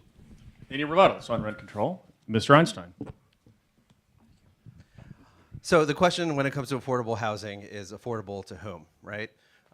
If we weren't talking about a government-mandated program, we'd look at the normal market, what people are willing to pay, and that would be the measure of affordability. And the truth of the matter is not everyone can afford to live every place else, and that's okay. No one has some sort of God-given right to live, like to live in that particular place. To live, yes, but to live, sorry, I'm not a professional politician. I don't speak well all the time. Please bear with me. You don't have some sort, or the community doesn't have an obligation to keep you in the town if you can't afford it. If I can't afford my apartment, there's no obligation on everyone else to try to find a way to subsidize or to legislate so that I can live in town. I mean, that's quite frankly an entitlement attitude, and it's immature. You know, when we have, you know, these sorts of government, well, you did say I was trying to kick you out, so. But when we have these sort of government programs. Okay, that's it. Anyone else on the rebuttals? I've lived here for 63 years. I'm hoping I live here for 63 more years. I think the city should hold some responsibility because I'm on a fixed income right now, and the rents are getting higher and higher. I think there should be compassion for people who live, just like that gentleman that lived on the 5th floor and lived there for 49 years. There's got to be some compassion. The city owes you a little bit. So if that's going to be our train of thought, that the city owes you nothing and all of you just have to move out, I'm against it. Anyone else? Mr. Impastato. I just have to comment on one of Laini Hammond's comments about Anthony Romano wants affordable housing for everyone, but he lives in affordable housing at Marine View, subsidized. He collects 2 government pensions, and he has millions of dollars of real estate on Washington Street. So is he willing to give up that apartment for someone that requires and needs it? Anyone? Ms. Hammond. Shh, quiet, please. We're on. Yeah, go ahead. Anthony Romano does not collect 2 pensions. Check the records. He does not collect 2 pensions. Okay? He doesn't. You can ask him. One at a time. Go ahead, Ms. Hammond. Thank you. He does not collect 2 pensions. Okay? He started out in Marine View as a teacher, as a cop. Okay? He's not making hundreds of thousands of dollars. Okay? He lives in affordable housing and still pays a lot of money. Okay? You can ask him exactly how much he pays. I'm not going to tell you right here. But he is for affordable housing. He's for the people of Hoboken, what I was saying, regardless of your income status. Okay? He's definitely for exactly what Buddy Matthews said, for having compassion and having care for people and not just kicking everyone out who just can't afford it. I mean, how fair is that to think that you're going to kick somebody out who's been here for 63 years because they can't afford it? We owe people of Hoboken more than that. Anyone else on the rebuttals? Okay, I think. Oh, okay. Yeah. Sorry. Go ahead, So Ms. we Falco. all seem to agree that there is an affordable housing crisis, except for Joshua, who would just like to make our Hoboken community consist of people that earn upwards of how much? You want to throw a figure out there? I don't. One at a time, please. One at a time. Okay, I did. I asked him a question. Normally, cross-examination is not part of the proceedings. Yeah. Yeah, because what does that do for our community? It does not encourage diversity. It does not encourage variety. And that's one of the things that has made Hoboken so unique and why so many people want to live here. We don't want a society or a town, a city that just supports or is representative of just high income individuals. Okay, so that's it. You had your rebuttal already. So She you can- directly but you can put you'll question. have time in your closing statement if you'd like to do that. So we stick to the rules. And we're now up to that time of the closing statement. And so I wanted to just tell you guys you can applaud at the closing statements also. And also the other thing is, I'm sure you have friends and family who aren't here, and we're shooting this on video. Where can you find it? You're wondering. So one answer is QLCHoboken.org. You could text it to yourself right now if your phone is still on, or write it down or something. But it's QLCHoboken.org, or come to me afterwards and I'll tell you that too. And also on Facebook, is it on the page? Oh, guess what? It's on the bottom of the page, I guess you guys got, or some of you got. There's also a Facebook group, which is the QLC Hoboken Facebook group. You can just search QLC Hoboken on Facebook, and you can get the video so that your friends can see that. And so that said, we'll hit the button one more time. Okay, there we have it. We'll have, I guess these are 60-second closing statements. Is that right? I think so. All right, so these have to be fast. And so applause is all right. If you, with any candidate you like, Mr. Impastato.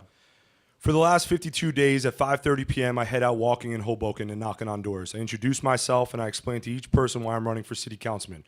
Whether it's discussing living conditions in the housing authority, more senior citizen programming over intense bingo, residential development in the Northwest, flooding, taxes, parking, or our rec programming or education, the most important attribute I extend each knock is listening.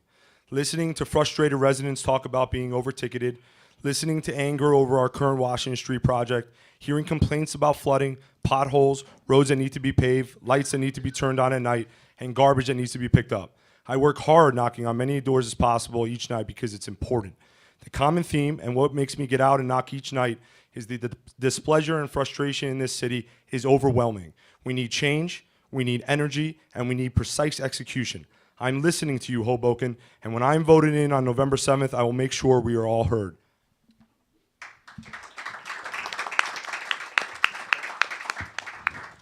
Mr. Einstein.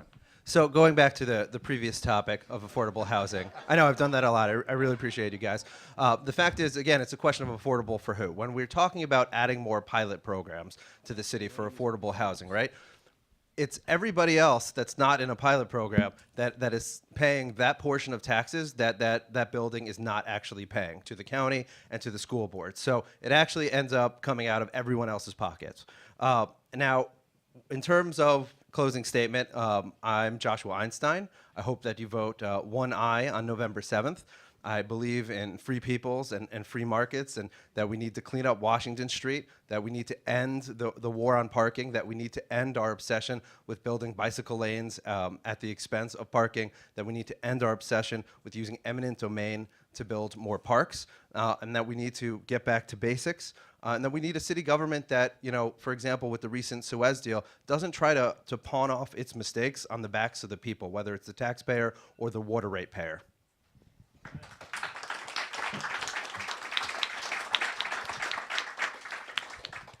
Mr. Flett? Thanks for coming tonight. You know, if you elect me to Hoboken City Council, I'll use what I can really do is my financial background. That's where I feel like I can help the other 8 members make the right decisions. I'm very detail oriented. I just don't look at PowerPoints. I'll look at the numbers behind it, and I'll work hard.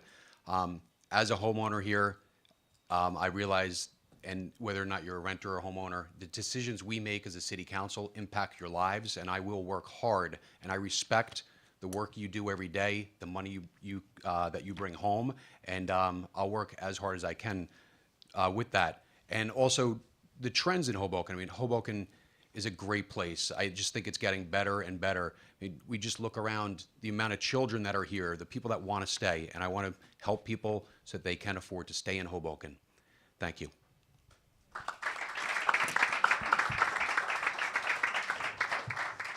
Ms. Hammond. So I'm proud to be running on Anthony Romano's ticket as part of Team Romano with Buddy Matthews and David Mello, who is not here tonight. Anthony Romano has dedicated his life as a servant to Hoboken, being a former school teacher, education board member, and former police captain. I'd like to say that my business skills through life and working with hospital systems, negotiating contracts, as well as listening to customers and stakeholders from all backgrounds, all personality types, give me some of the needed skills in working with the council to help improve Hoboken. I've worked a lot with my church. I've worked a lot within my company in doing women empowerment groups. I want to take those skills and to take what I've learned in those places and now help the place where I live, help serve the residents of Hoboken, the residents we have now, the children, and future generations. Thank you. Oh, one more thing. Don't forget to vote Team Romano, Anthony Romano, Laini Hammond, Buddy Matthews, Dave Mello. Thank you. Mr. Matthews.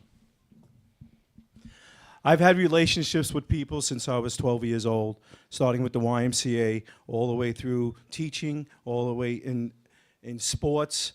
I know that, and Anthony has had tremendous relationships also. We would like you to vote for Team Romano, along with David Mello, Laini Hammond, and myself, because we are the team that will lead the city with integrity and responsibility. Anthony Romano, you can say what you want about him, but Anthony Romano has been vetted by the FBI. And that vetted means that he gets vetted every 2 years. So if Anthony Romano has any issues, he wouldn't be treated by the FBI that way with so much respect. And we also will be transparent. Thank you.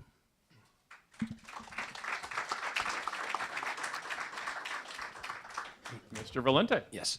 As I mentioned a little bit earlier, Hoboken was the home for my great-grandparents, my grandparents, my parents, and now my wife and I and our 3 children. We love this city, and I want to try to make it better. The quality of life in our community is on shaky ground. There's a lot of issues that I spoke about tonight, including the parking situation, including increasing recreational opportunities, including flooding, and certainly including a tax rebate plan that I think would be a great step in the right direction to bring that ground on solid ground. I could tell you as the independent candidate in this race that if I'm elected, I will work for the next 4 years every single day to make the life of everyone in Hoboken better. And I promise you that I will do that on a day-to-day basis with all of your support and with no other special interest but the residents of Hoboken. Angelo Valente, 3I. Thank you.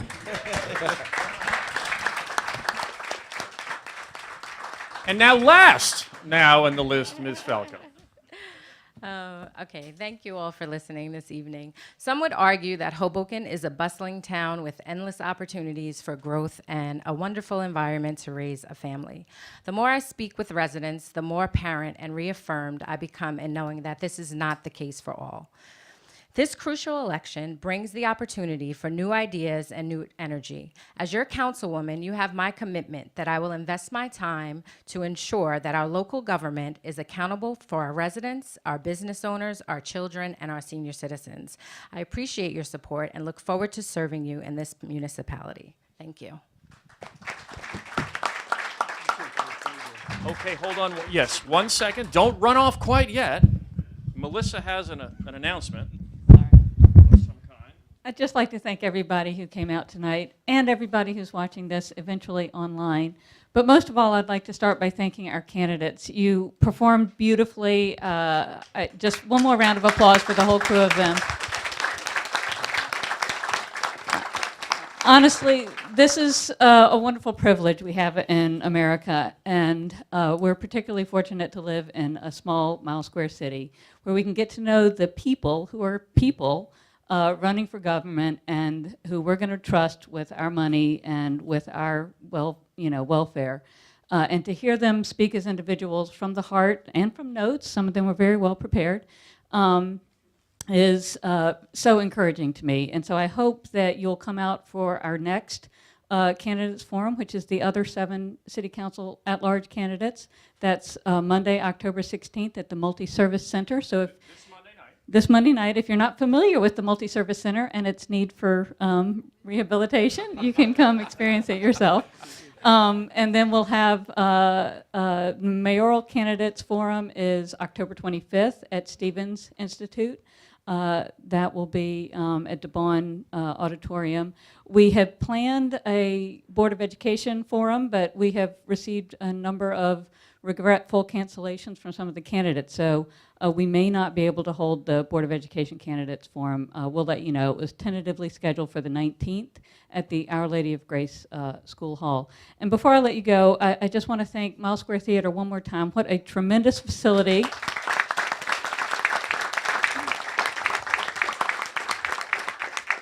Please support this theater group. It's terrific that we have them in town, but also, aren't these chairs so much better than the folding chairs at any of our other venues? And lastly, but not least, I'd like to thank Bob Bowdon for his amazing service as moderator. And I'd like to ask my fellow QLC board members to stand up and wave, starting with Inez Garcia-Kime.